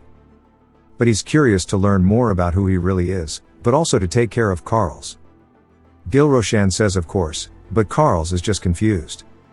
As they head out, Gilroshan says it's time to go to Orax, as everybody is following behind him. As we see a giant beam coming from the teleport gate in Orax, Bamillo tells him that they have now arrived, welcoming him to the city. Gilroshan is surprised. He can see it in person, rather than a screen. The quest of Crisis's escape is now complete. It's the quest he received when he first arrived in the world. These were all events that never existed in the game, and he wonders how the rewards will be. It's 30 gold coins, a beginner's traveler equipment set, an inventory, and one guaranteed draw ticket for a D rank card. Gilroshan says a guaranteed draw ticket is crazy. Even though it's just D rank, that's a really generous reward considering that this is the earliest part of the game. His level is currently 9. Once he reaches level 10, the second time to draw a card will come. He doesn't know what he's going to get, but even if it's another D rank, having more than one card puts him at a huge advantage. He can grind up the unnecessary cards and use them to feed experience into other ones as well. Slave Gladiator will be the first to be consumed. And now he's begging to get Archmage at least once more. Somebody yells, saying to arrest them all immediately, as we see the Titan Special Forces. Carls looks at Gilroshan, and Gilroshan says, surely they remember what he said before they departed. No matter what happens after arrival, they cannot act rashly, as there can be no combat. This is not the Empire's territory. If they were to make a mistake, there's nothing here to protect them. The city is full of outlaws who all want a revolution. Still, he's sick of being restrained all the damn time. Bamillo says that not resisting was a very wise decision, of course that's how he should act. And there's no way the third prince of the Empire will soon become an apostle of ELM. There's no way that he thought they'd fall for such a foolish deception. As he continues laughing, carrying him away, he says as expected of the good-for-nothing. Gilroshan wonders what's his deal. Bamillo tells him that if he is not truly the apostle of ELM, he shouldn't even think of deceiving the archbishop, but we see his eyes are actually really warm, which catches Gilroshan off guard. Turavan starts yelling, asking Bamilo how he could do this to them, calling him ungrateful. We're taken to some kind of building as somebody's reading a book, they close it. She takes off her glasses and welcomes Gilroshan to Orax. He says that was quite the aggressive welcome, wondering if this is the teachings of ELM. As he restrained from retaliating against her subordinates who aimed for his neck, and even brought them here unharmed. So why is he being treated like this? She smiles, and Gilroshan says this must be how she wants to play this. Since Bamilo is a skilled assassin and he dealt with Elrin, they must have already had reports about him, and that she's probably had enough time to come up with a plan to eliminate him. Her name is Hendel Frey. She is an archbishop of the church affiliated with the Revolutionary Army. She almost reached 9-star mastery, but retired after sustaining heavy injuries, and despite her gentle appearance, she is a cold, strategic, and thorough commander. Her rage towards the Empire, which took her arm, is hella strong. He understands the weight of the situation he's in, and she likely wants to use him to somehow strike back at the Empire. Her current silence is trying to pressure him to say the truth. He says he'll do exactly that, and that he impersonated her god. She says confessing now won't change anything. He tells her he understands why the Empire's minister is panicking over this leak. If he were him, he would be scrambling too, worried that his tail would be caught. She laughs, saying that it's fascinating that he'd know so much. He says unfortunately he's not interested. Thanks to her, he ended up dueling Elrin, and she must know what it feels like to fight a swordsmaster. But he won his duel, so maybe it's a little different. As her prosthetic hand begins twitching, she looks at him pissed. He says there's no need to be scared, he just has to reveal his hand. He tells her if she wants to kill him to go ahead, but that would be hard for her, as he guarantees that she will regret it. Without him, none of them will be able to stop the calamity, and 10 days from now, an unstoppable disaster will hit Orax. Countless lives will be lost, and everyone here will be submerged in grief. She asks what he's talking about, and if it's an earthquake. As they have the High Church and the Grand Cathedral here, where gods can directly manifest, so minor phenomena could be defended with divine power. He says that he thought she would know better than anyone. That divine power is not omnipotent, and they should start by undoing the restraints, as that would be the natural and first reasonable step. She says that it is true that every situation requires a natural and reasonable sequence, and she orders her men to take the prince to the underground prison. As she walks away, she keeps an eye on him. 2 more priests enter. Gilroshan says this is not how this was meant to go. The prison door swings open, as Turavan and Carls are already inside, asking how it went. They slam the door behind him, and now they realize that it did not go well at all. Carls says Bamilo dropped by, making sure he was well fed. Turavan says that he also explained to her about the situation in Orax.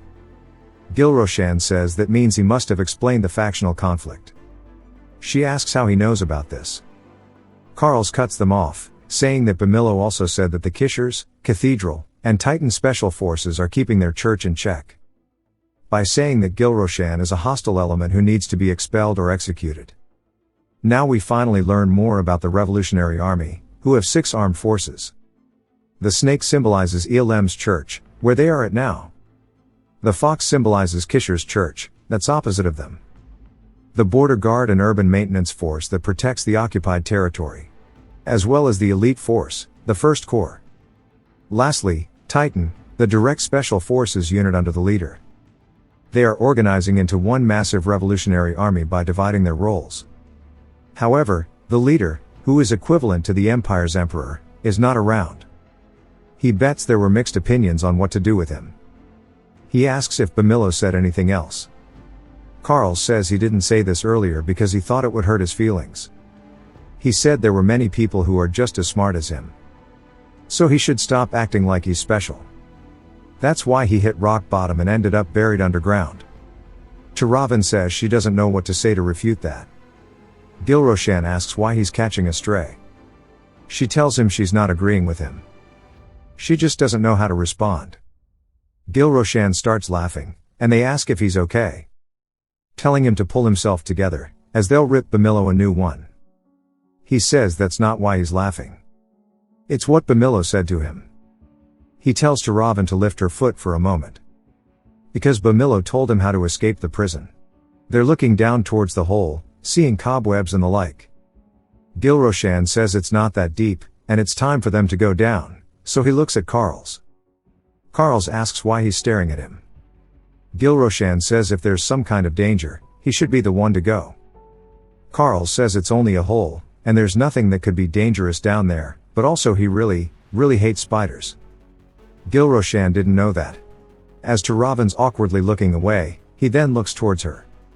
She asks if he's trying to get her to do it, and if he really wants to push his old and weakened master into that hole before anyone else. Gilroshan says it's all so different from the game, and that they should all go down together. And while they begin going, they just fall straight down into the hole onto some boxes. Ravan and Carl start having some romantic eye contact while they have both landed on top of Gilroshan, killing him. He tells them to get the hell up already.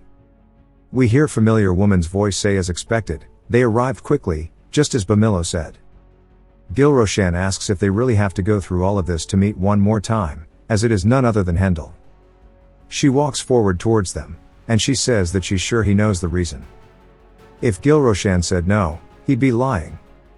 Even Bamilo thinks highly of him, he's not the type of person to assist him in jailbreaking solely due to that. The other factions were watching to see how she would deal with him, and it was probably a lot of theatrics. She tells him she's not here officially, but she has decided to trust him. The quest is now called He is an Escapee and She is an Archbishop. Since the internal conflict with the Revolutionary Army has not been resolved, she has a request for him. The rewards will be Aurak's travel permits plus 3 additional items. Gilroshan says this quest is only supposed to happen when the player has befriended her, yet he gets it just like this. Gilroshan says he was a hostile element, even going as far as impersonating their god, and he wonders why they put so much trust in him. She says that the catastrophe he mentioned is something their church has been expecting. Also, they knew that someone from the Revolutionary Army is involved in the conspiracy. She throws a dagger forward as it kills a rat behind them. Coincidentally, they're also dealing with a rat amongst them. Gilroshan asks where she got that intel from, and she asks where exactly he thinks, pointing to the sky. Gilroshan's just freaked out because she's a little scary. She says their god does not prevent disaster, and instead only offers prophecies of it. Because their god is the god of vengeance. Gilroshan says that means the information is incomplete. She says that as they know, the target of the catastrophe is the children of Aurak, and that the beast who will be behind it hides among their own army. And they're doing their best to uncover who's responsible, but since there's a rat, every move they make is visible to them, so it's frustrating. He says that makes sense that they don't know who the rat is, but the rat will definitely know them. Gilroshan says the lore behind the event is pretty interesting, and since they trusted him, he'll share what he knows. Roughly 10 days from now, the Kishir Cathedral will target the children. Surely they know about the Rite of the Crimson Wind, a traditional ceremony to celebrate the coming of age in Aurak. When all children gather, that's when it will happen. The event is called the Dying Sons. One of the clergy of Kishir's cathedral has conceived a horrific idea. To bring about the revival of their order, she planned to slaughter all of the boys of Aurak between the ages of 17 and 19, right during the Rite of the Crimson Wind. If this catastrophe is not prevented, the ceremony will end in nothing but screams in terror. Bamilo says this all lines up perfectly. Even Hendel says she sees now that they are the only people who could be behind it. Carl says that he thought this was all from his imagination. Ravan also says killing children of their own nation for the growth of their faction makes no sense. Gilroshan says all children of Aurak get to choose their affiliation after the ceremony. They get to decide to become clergy, soldiers, merchants, and so on. However, the Kishir's order does not accept normal men. Bamilo says this is correct, and that all of their servants are either female or castrated men. That's why the boys would never even consider entering them. Gilroshan says to be more precise, they consider the boys as other factions' potential resources. Carls and Ravan say this shit is insane, asking what's going on here. Even if they are different factions, they are still part of the same army. Hendel says that is indeed true, which means they have crossed the line. She has no idea how Gilroshan knows their situation so well, but it seems like breaking him free was the right choice. Very respectfully, she introduces herself and says her title. She hereby requests for his assistance. She says with all due respect, She needs him to help so that their children won't be sacrificed for some bad faith. The quest, Savior of Sons, has been assigned, and it is linked to his current quest. He says it's about saving the children, so of course he'll offer his assistance, but surely she understands when she tied him up back then, it hurt a lot. If things go well, he wants to get an additional 50 gold as the reward. She's confused why he wants gold, saying that she heard he spends money like water. Turavan and Carls are just getting embarrassed, and he tells her that surely she can do that much because it's about the children. He starts laughing thinking he's scamming her. A status window appears, saying that he has successfully negotiated with a friendly NPC. The 50 gold coins have been added, and now he has the title of Novice Negotiator. Now above ground in the city, we're in a random alleyway. The manhole cover begins shaking as they all start slowly crawling out of it. Bamilo says that they did good, and he hopes they're not injured, but he's going to be on his way now. Gilroshan tells him to wait a minute. Bamilo asks what's wrong, and Gilroshan says surely he knows why he stopped him, it's making him a little sad. Bamilo says this is trouble because he's going to try to rip him off too, and he needs to go. Gilroshan puts his hand on his shoulder, saying that he doesn't need to leave early, as he's not done talking yet. Bamilo just wonders when he'll get behind him so fast, but Gilroshan says he knows he remembered. So why he kept up the act. Bamilo reminds him that he's a busy man, and Gilroshan says it's weird because there was definitely an archbishop sworn by the name of the god Elm who promised to bring him anything he requests if he escapes safely from the Empire's domain, and he wonders who that was. Bamilo says that he should quit being a prince and just be a loan shark instead. Gilroshan says he's a little embarrassed by it, since he wasn't expecting a compliment. Both Carls and Turavan say this is weird, and they feel like they're doing something wrong. Bamilo says he said it before, but he can't get him something unheard of. Bamilo says he told him before that he can't get him something that resides in the realm of the god. Gilroshan says he doesn't have to worry about that, because it's nothing that deep. Bamilo asks what he wants then. Gilroshan says that he needs him to bring him the eyes of the Wallakas. Bamilo is surprised, asking what he just said, and Gilroshan repeats it, saying that he knows the eyes of the Wallakas is still within the boundary of his ability. Bamilo cringes, asking if he doesn't know what kind of nonsense he's speaking, and if he knows who that belongs to. Gilroshan says that it belongs to the president of the Revolutionary Army. It is an accessory. The round-framed glasses are born from the hands of a demon race, and they grant the wearer the ability to trace the trajectory of projectiles when fired. Gilroshan says that they're just laying in the study, so he just needs to go grab them. He also wouldn't dream of getting Bamilo into trouble. But the president is gone, so he won't run into any at all. Bamilo says he still doesn't know what the problem is, and that he's affiliated with the Revolutionary Army, so how could he steal the president's possession? Some thugs then appear, saying they haven't seen their faces before, and it's too bad for them that no one's told them this before, and they have to pay the toll to pass through here. Calling Bamilo a geezer, saying that he needs to give him everything he has. Gilroshan says that Bamilo is not patient with people who aren't working with him. The guy continues to yell, saying that he told him to give him everything he's got, which makes Bamilo pop a blood vessel. Bamilo begins to release his aura, and immediately draws his blade, but Gilroshan stops him, saying that he should leave it up to him. Bamilo tells him that he's alright, so he can move aside, but Gilroshan says this isn't the time for this, as he needs to think about the children. Bamilo wonders what's wrong with him. Gilroshan says that he can handle this, so he shouldn't worry about it and go. They can meet once he's gotten the glasses he promised. While telling him to keep it in mind that this is all for the children, and he smiles warmly. Bamilo says that he thought he was joking when he was going on. The thugs ask Bamilo where he's going, telling him to stop, and then laugh, saying this is ridiculous. They say he's such a lucky old man, getting away from the 3 backstreet bosses without having anything stolen from him. But also, he's way too much. He asks one of his men if he agrees, and he nods his head, and then he asks the other, who doesn't even reply. Gilroshan just wonders who the hell he is, as he doesn't remember these NPCs. He tells them to be grateful, as he just saved their lives. The thugs are just confused, saying that they should be thanking him, since he'll give them what they couldn't take from the old man. Carls runs over, asking him if he's alright, calling him His Highness. Gilroshan says they just broke out of prison, so he can't call him that. Taravan wonders if she should just blow them away. Gilroshan says he guesses they're no better. The thugs say that his allies aren't going to change anything, and introduces himself as Thompson. He says that he's starting to get pissed off too, and he tells his men to go deal with him. As they run forward, Carl says that he'll take care of them. And for some reason, yells out "Bear Hunt." He swings through, breaking the bald guy's swords, and hits the other dude in the throat, pretty much ending the fight in a single swing.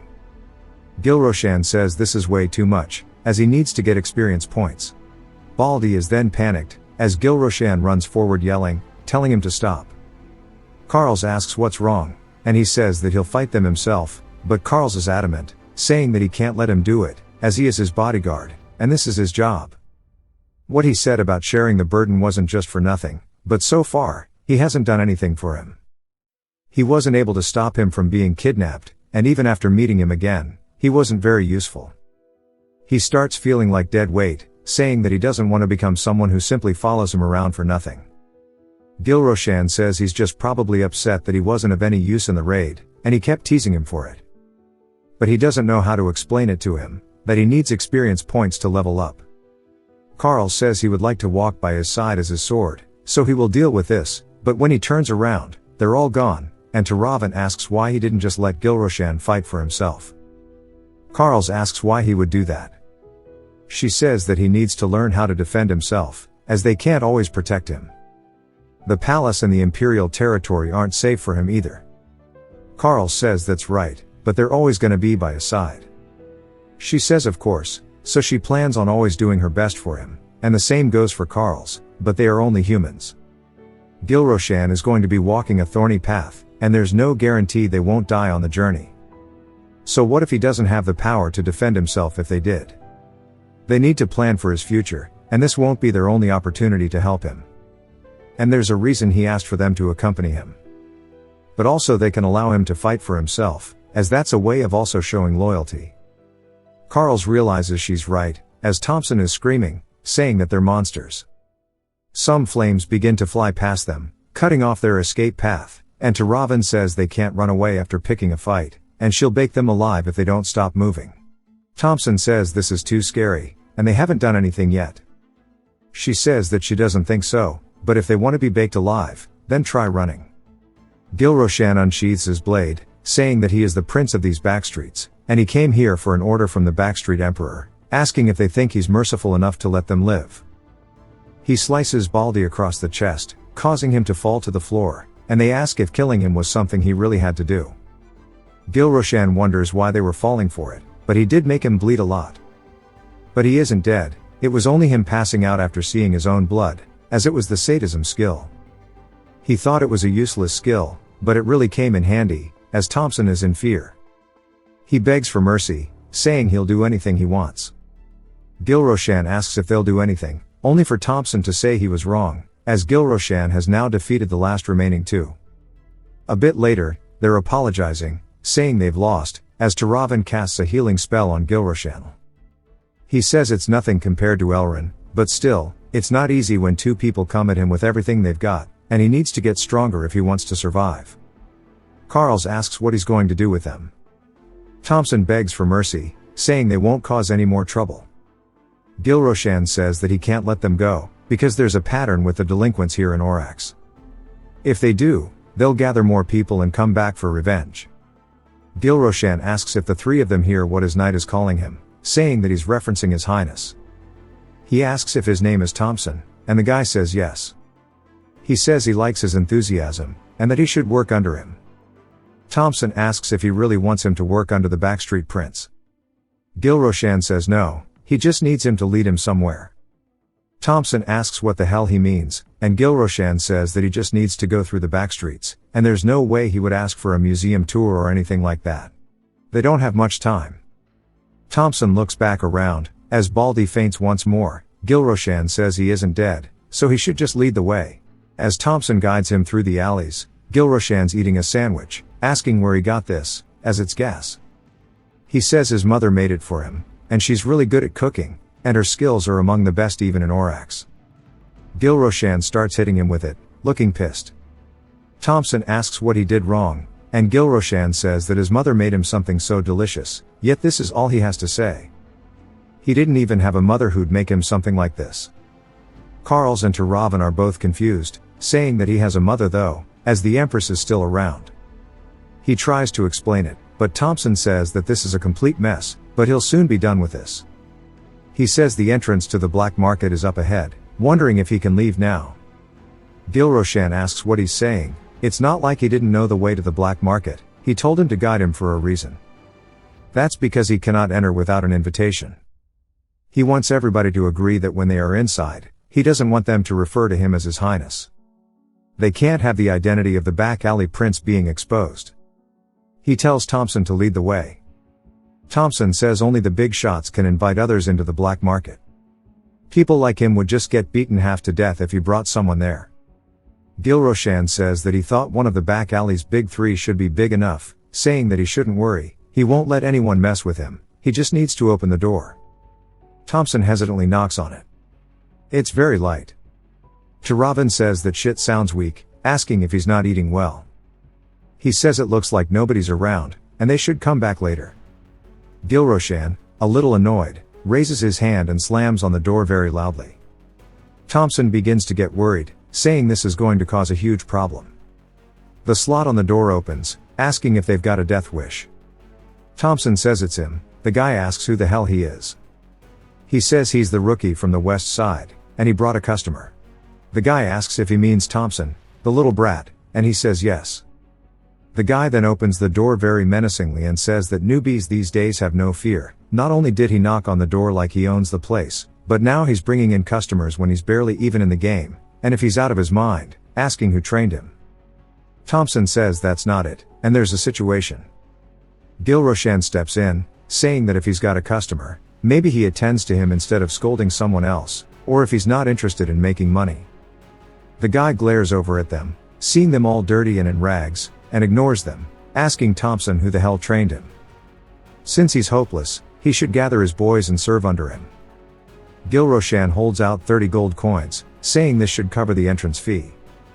The guy laughs, amused, and Gilroshan tells him to check it. He's got these 30 coins as a reward when he arrived in the city, but this is actually his entire fortune. But 30 gold here is not much, but as an entrance fee, it should be more than enough. The guy changes his tone, saying that he can take his money back, as they don't take entrance fees in the black market. They just need to verify whether somebody is worth trading with. Gilroshan says if that's the case, he saves some money, asking if he can go in now. The dude says of course, while laughing, and Gilroshan can tell he thinks he's a pushover. He then says he'd like Thompson to be his guide. Thompson tries walking away, but the guy grabs him from behind, saying it's time to go to the Diddy party. He tells Thompson to take good care of their customer, and Thompson says he'll do his best. The guy then tells him to enter, welcoming him to the black market. Once they're down, Turavan is surprised, saying that she did not expect such a huge space behind the door. Carl says it's like an ant colony in here. Thompson asks where he wants to go, and Gilroshan says it's obvious. They should be heading to the upper floor, and that's their only goal here, to go up. Thompson says that he's still a rookie, and he doesn't even know the way there. Gilroshan tells him not to worry about it. As Turavan takes the charge, she asks what they're standing there for. She says she knows the way, because the mana is calling her, and they should move. Gilroshan says witches always go crazy over magic items. As she starts running, they do their best to keep up with her.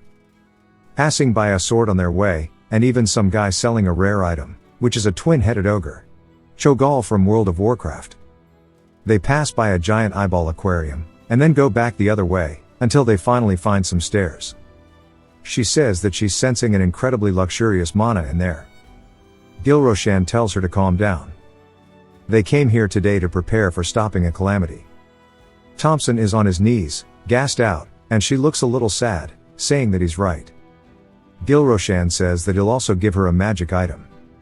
She gets excited, asking if he means it. He says of course, as he felt bad considering how furious she got last time. Even though sometimes she's a little too mature for her age, he needs to remember she's just a 19-year-old. She then starts saying that they need to go now, because someone else might take the item. He says that she should act more tough during these moments. He says they need to stay calm, because if things go off track because she gets excited, she might not get the magic item at all. Starting to absolutely tweak. He tells her to calm down. She immediately uses magic to calm her mind. He says that's going too far, but she smiles, saying that she's calm now. It jumps to Bereshan, saying that he needs to repeat himself once more, as we see he's talking to Elrin while completely crushing him with his presence. Elrin says that the third prince departed for the Revolutionary Army, claiming he would reclaim the Tears of Dawn. Bereshan laughs, saying that was one hell of a joke. The way he makes it sound is that the brat left to fulfill some sacred imperial duty. Elrin tells him it's the truth. He went solely for the Empire's great treasure. Bereshan chuckles, then goes into full-blown laughter while holding onto his head, making the room very uncomfortable, as nobody knows what he's about to do next, because he's a lunatic. The laughter then stops, and he points at Elrin, asking if he came here to amuse him, and he needs to know the truth right now. Elrin says that he's only telling him the truth, and his eyes shine, showing no hint of deception. Bereshan thinks about it, saying that he may rise. He does not suspect him of anything. Rather, he thought the third prince was just useless, and now he has come down with the prophet syndrome. He asks his chamberlain where the Imperial Knight Commander is. He says he just arrived moments ago and is awaiting an audience. Bereshan tells him to bring him in, and we see the guy kneeling, asking if he was summoned. We learn that his name is Cedric Penn. He is the Empire's Spear, a hunting hound of the Emperor possessed with blind loyalty, but he wonders why he's being summoned. Bereshan tells Cedric to assign discreet personnel to shadow the third prince. If he manages to reclaim the Tears of Dawn, bring him back immediately. Also, he may use force if he resists. Also, if by chance the third prince dies, to recover his corpse, as he must confirm with his own eyes if he truly has the prophet syndrome. Even if he loses a few limbs in the process, it doesn't matter, as he needs to recover it. Cedric nods his head, saying, "Yes, your majesty." Elrin thinks he's insane, as that's still his son. But Bereshan, of course, seems cold, saying that the meeting's over and everyone can leave. As Elrin leaves, he says he must let His Highness know that he's being watched, but he doesn't know how to contact him when he's deep in Orax. Meanwhile, Gilroshan and them enter a room, as Taravan's eyes shine brightly. She's looking around, as there's nothing but magical accessories littering the entire room. She says that this is unotherworldly. Gilroshan reminds her to calm down, and she says that she hasn't forgotten. Carls calls him His Highness, and Gilroshan corrects him. He says that Urgel happens to be here. When they look over, Urgel is anxious as hell. Gilroshan is wondering what he's doing and why he looks like that, comparing him to a dog that's desperate to shit. Gilroshan says he looks like he's in trouble, and they can pretend they didn't see him. Thompson asks if they know him, and Gilroshan says he does, but it's really an awkward relationship. Thompson says that he hates to tell him, but he's on his way over. Urgel asks if they're watching him, and it's nice to see him, but is sweating nervously.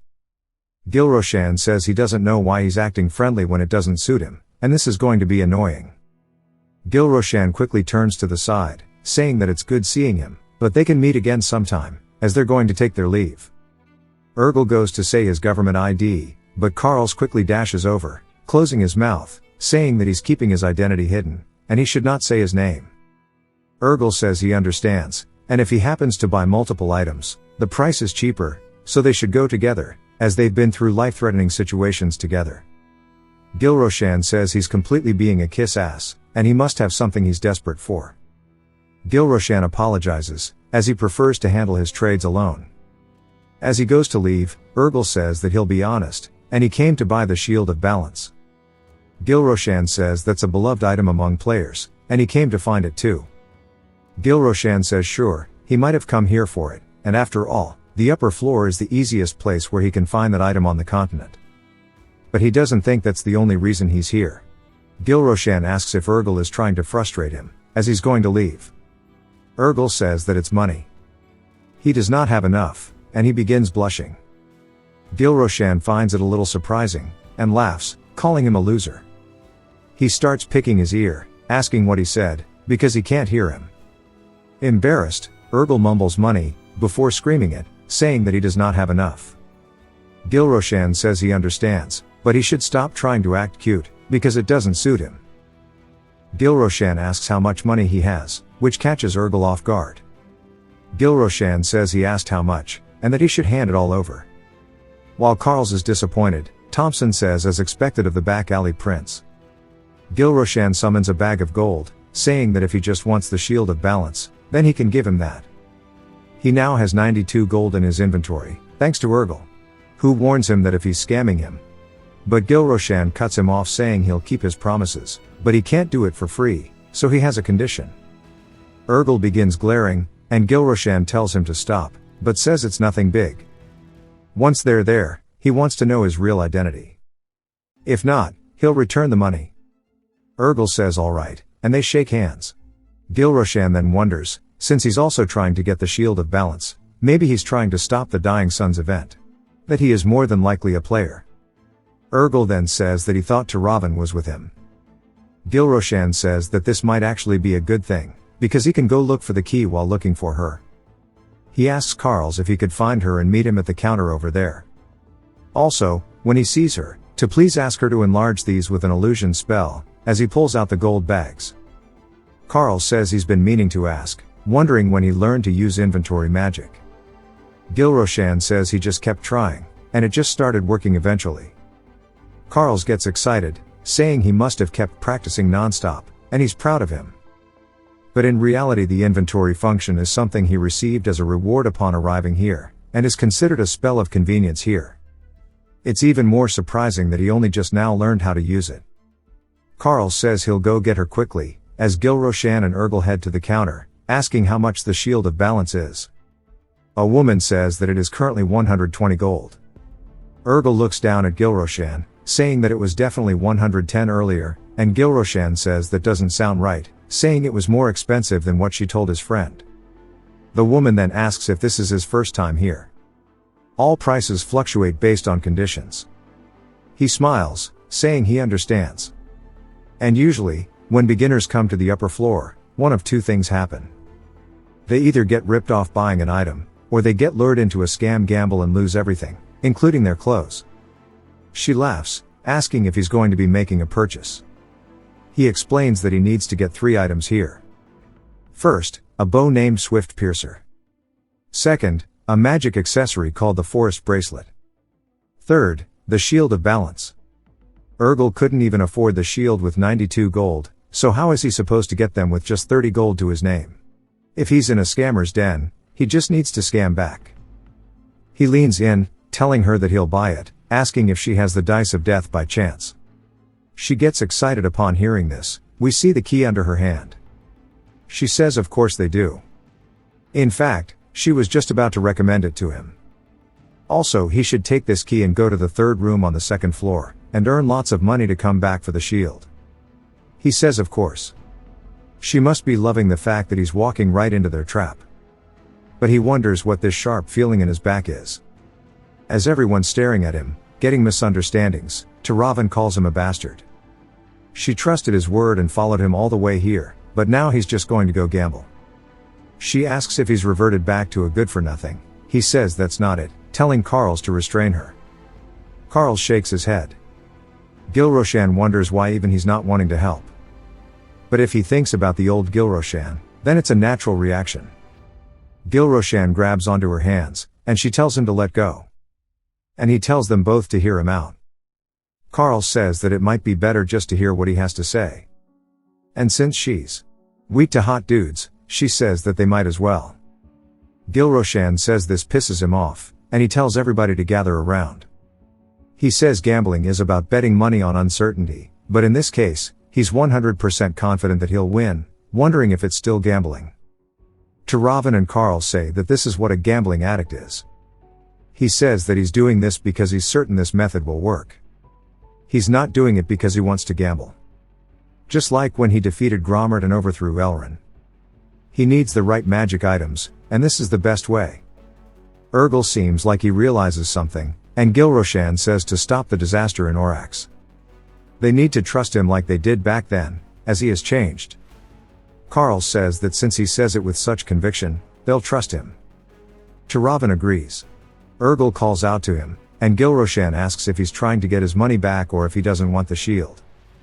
Instead, it scares Urgel from saying what he was going to say, and he says it's nothing. Gilroshan says if no one else has any objections, they can head up to the second floor. As they all start staring at it. A bit later, Taravan says as expected, her disciple did get another one, and Carl's is also hyping him up. The lady on the table says this round will be hers, and she's actually pretty lucky and has some skill, and it's rare to lose 2 rounds in a row. So he should count his blessings. But she says something's off. She intentionally lost 2 rounds in a row, and while the other 2 went wild, he stayed really calm. Based on how he's dressed and the people around him, he doesn't seem like he's from this area. So maybe he's just an airhead, which she can't get a read on. Gilroshan calls out to her, saying that he feels like he's on a lucky streak, so if it's alright with her, if they could raise the stakes a little. She bites her lip, saying to wait a second. This is exactly what she was hoping for. Typical gamblers are all the same. She's about to burst out laughing, as this is a lion's den. No matter what he does here, there is no way he could possibly win. She will suck every last drop of his blood, and turn him into a lifelong slave.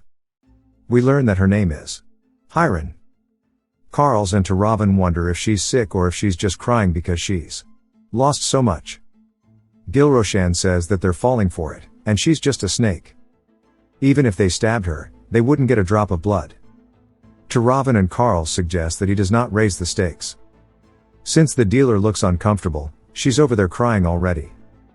Gilroshan can't believe they're falling for it, saying that they're gonna lose their money and souls in this place. As she's wiping her crocodile tears, she says that she thought she was going to sneeze.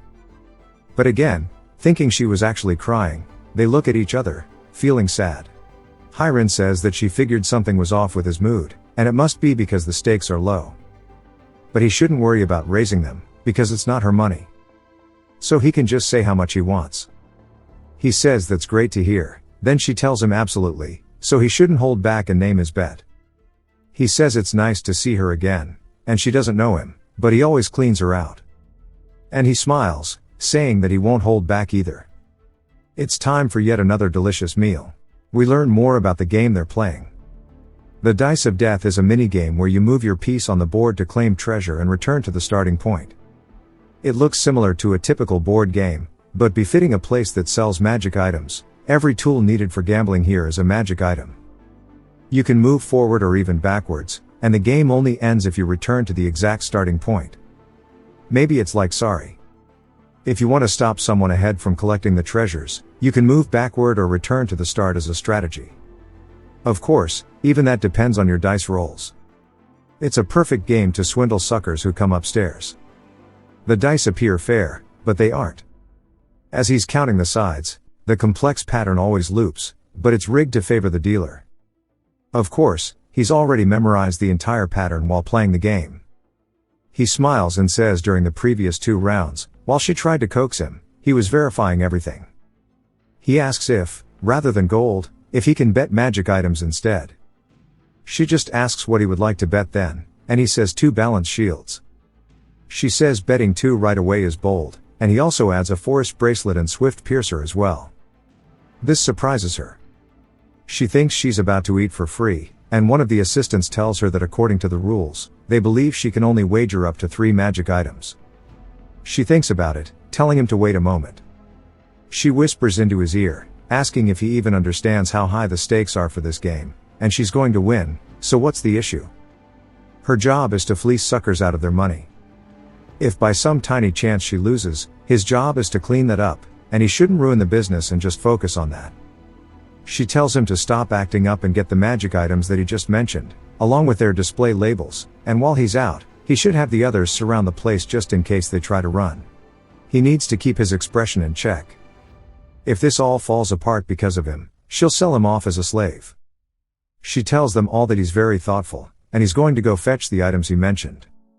She says before they start the game, she wants to know how much extra money he has on hand, and she apologizes for the hassle. It's just a procedural requirement. He says of course, telling Carls to pull them out, as Carls does. They dump the 2 sacks of gold with the illusion magic on them onto the table. She sees how full they are, saying that it looks around 650, which is more than she expected. But even if this goes bad, selling him off won't be a problem. She wants to see him squirm a little. She says more than enough, and they can begin as soon as he's ready. They bring 2 shields of balance, the bracelet and the bow, and she asks if he's ready to begin. He says of course. She tells him to go ahead and roll the dice. He says it's his first time, so he wasn't used to rolling first. He equips one of the die, and she does as well. She then throws it forward. He says this roll will be a 2, and as it does, he says if she rolls a 5 next, she'll land on the 50 gold treasure. But she likely won't, so she can bait him. She needs to give him hope. If the fool gets scared and ends the game early by returning to the start, she'll probably let him take about 100 gold worth of treasure, including the first 50, and try to monopolize the rest. She wants him to get a taste of joy, despair, and then feel nothing but regret, as that's how you tame a gambler. As she retracts her dice, he reaches for his, saying that she's going to be the one feeling all these emotions, and he's going to quickly remove that mask of hers. He throws the dice into the middle of the board, and he rolls a 6. She's confused, and he asks her what's wrong. She says it's nothing, the air just seems a little dry. He says now that she says it, he kind of feels that. It was supposed to be a 4, but he got a 6, which must have caught her off guard. She then says it's her turn to roll, she gets a 3. Now that she's back on track, it must have calmed her down, and he says that she should stay calm like this. 50 gold is just 1 square ahead, and it's there for the taking. But he rolls a 4, and they say that he should have just done the 1 instead. He says maybe it's good he doesn't have to fake his disappointment with them shit-talking him, but Urgel looks anxious as hell, and starts tweaking. Hiren tells them not to feel bad. He can always go backwards and grab it next time. She rolls a 2, landing on the 50 gold, and is confused. The table falls silent, and everybody's just glaring at her, since she just took the money. She tells them that it's not what it looks like, and Gilroshan smiles, saying that she's probably confused because she rolled a 2 instead of the 5 she expected. And she just took the gold she was planning to bait him with. Memorizing the dice pattern is easy. The important part is knowing how to manipulate it. The method is simpler than you think. You just need to nudge the dice slightly while it's in your hand. And when he rolled a 4 earlier, the expected pattern was 4, 5, 1, 4, 2. But he shifted it to the next 4 without anyone noticing. And this is a false throw. Most experienced players know the trick, but it doesn't make sense why Urgel doesn't, as he beat Gromhart with a strategy he didn't even know about. But once he gets the shield, he'll have to reveal his identity, and for now, he wants to continue playing with Hiren. He gets the shield of balance, and she congratulates him. Turavan and Karls get excited, and even Urgel does too. Gilroshan says that really doesn't suit him, telling him to take his shield. She congratulates him, asking if he wants to continue. He says yes. As Urgel steals the shield, Gilroshan says the dice feel like they're in sync with him. Today's his lucky day. He didn't manipulate the pattern, there was no need to. From here on out, it'll only be manipulated when absolutely necessary, and he'll continue acting stupid.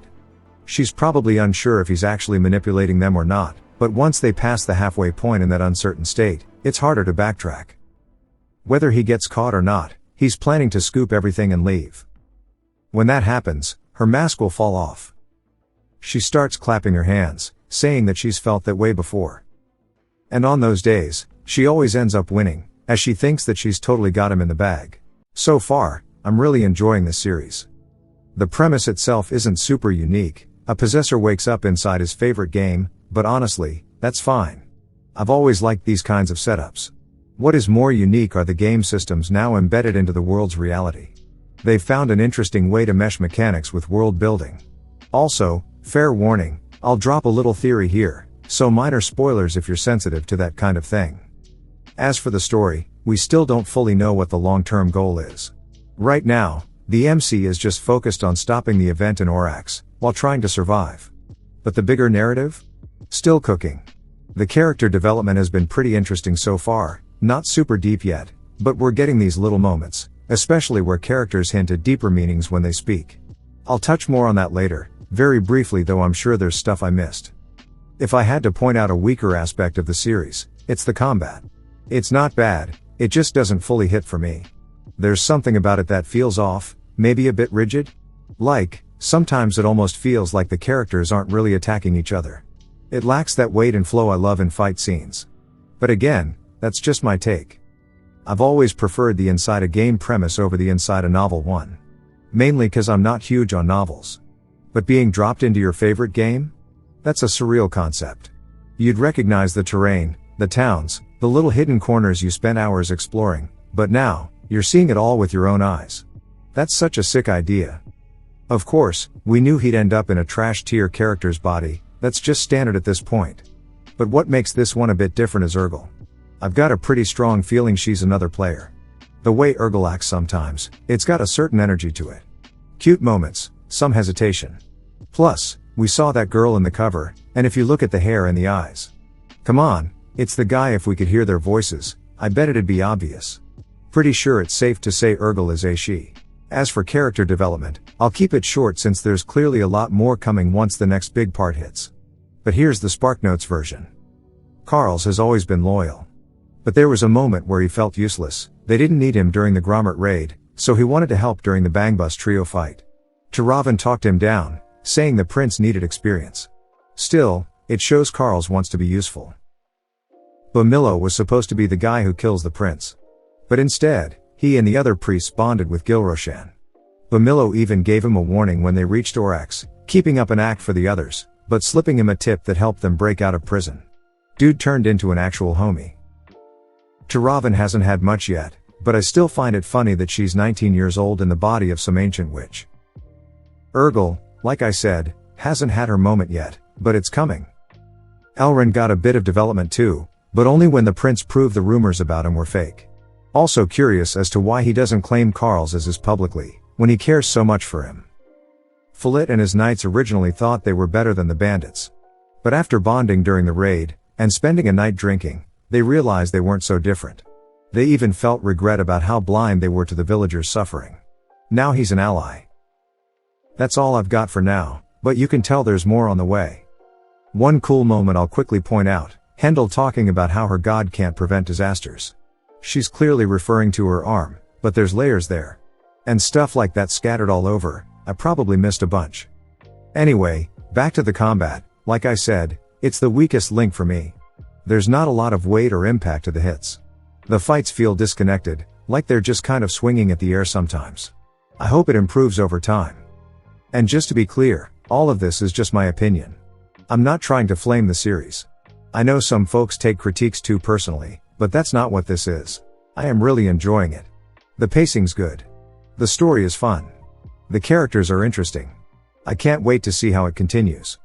Let me know what you think of the series so far. If you've watched till the end, comment, Catan, to let me know. Subscribe for more videos like this, leave a like or a comment to help the channel out. Thanks for watching.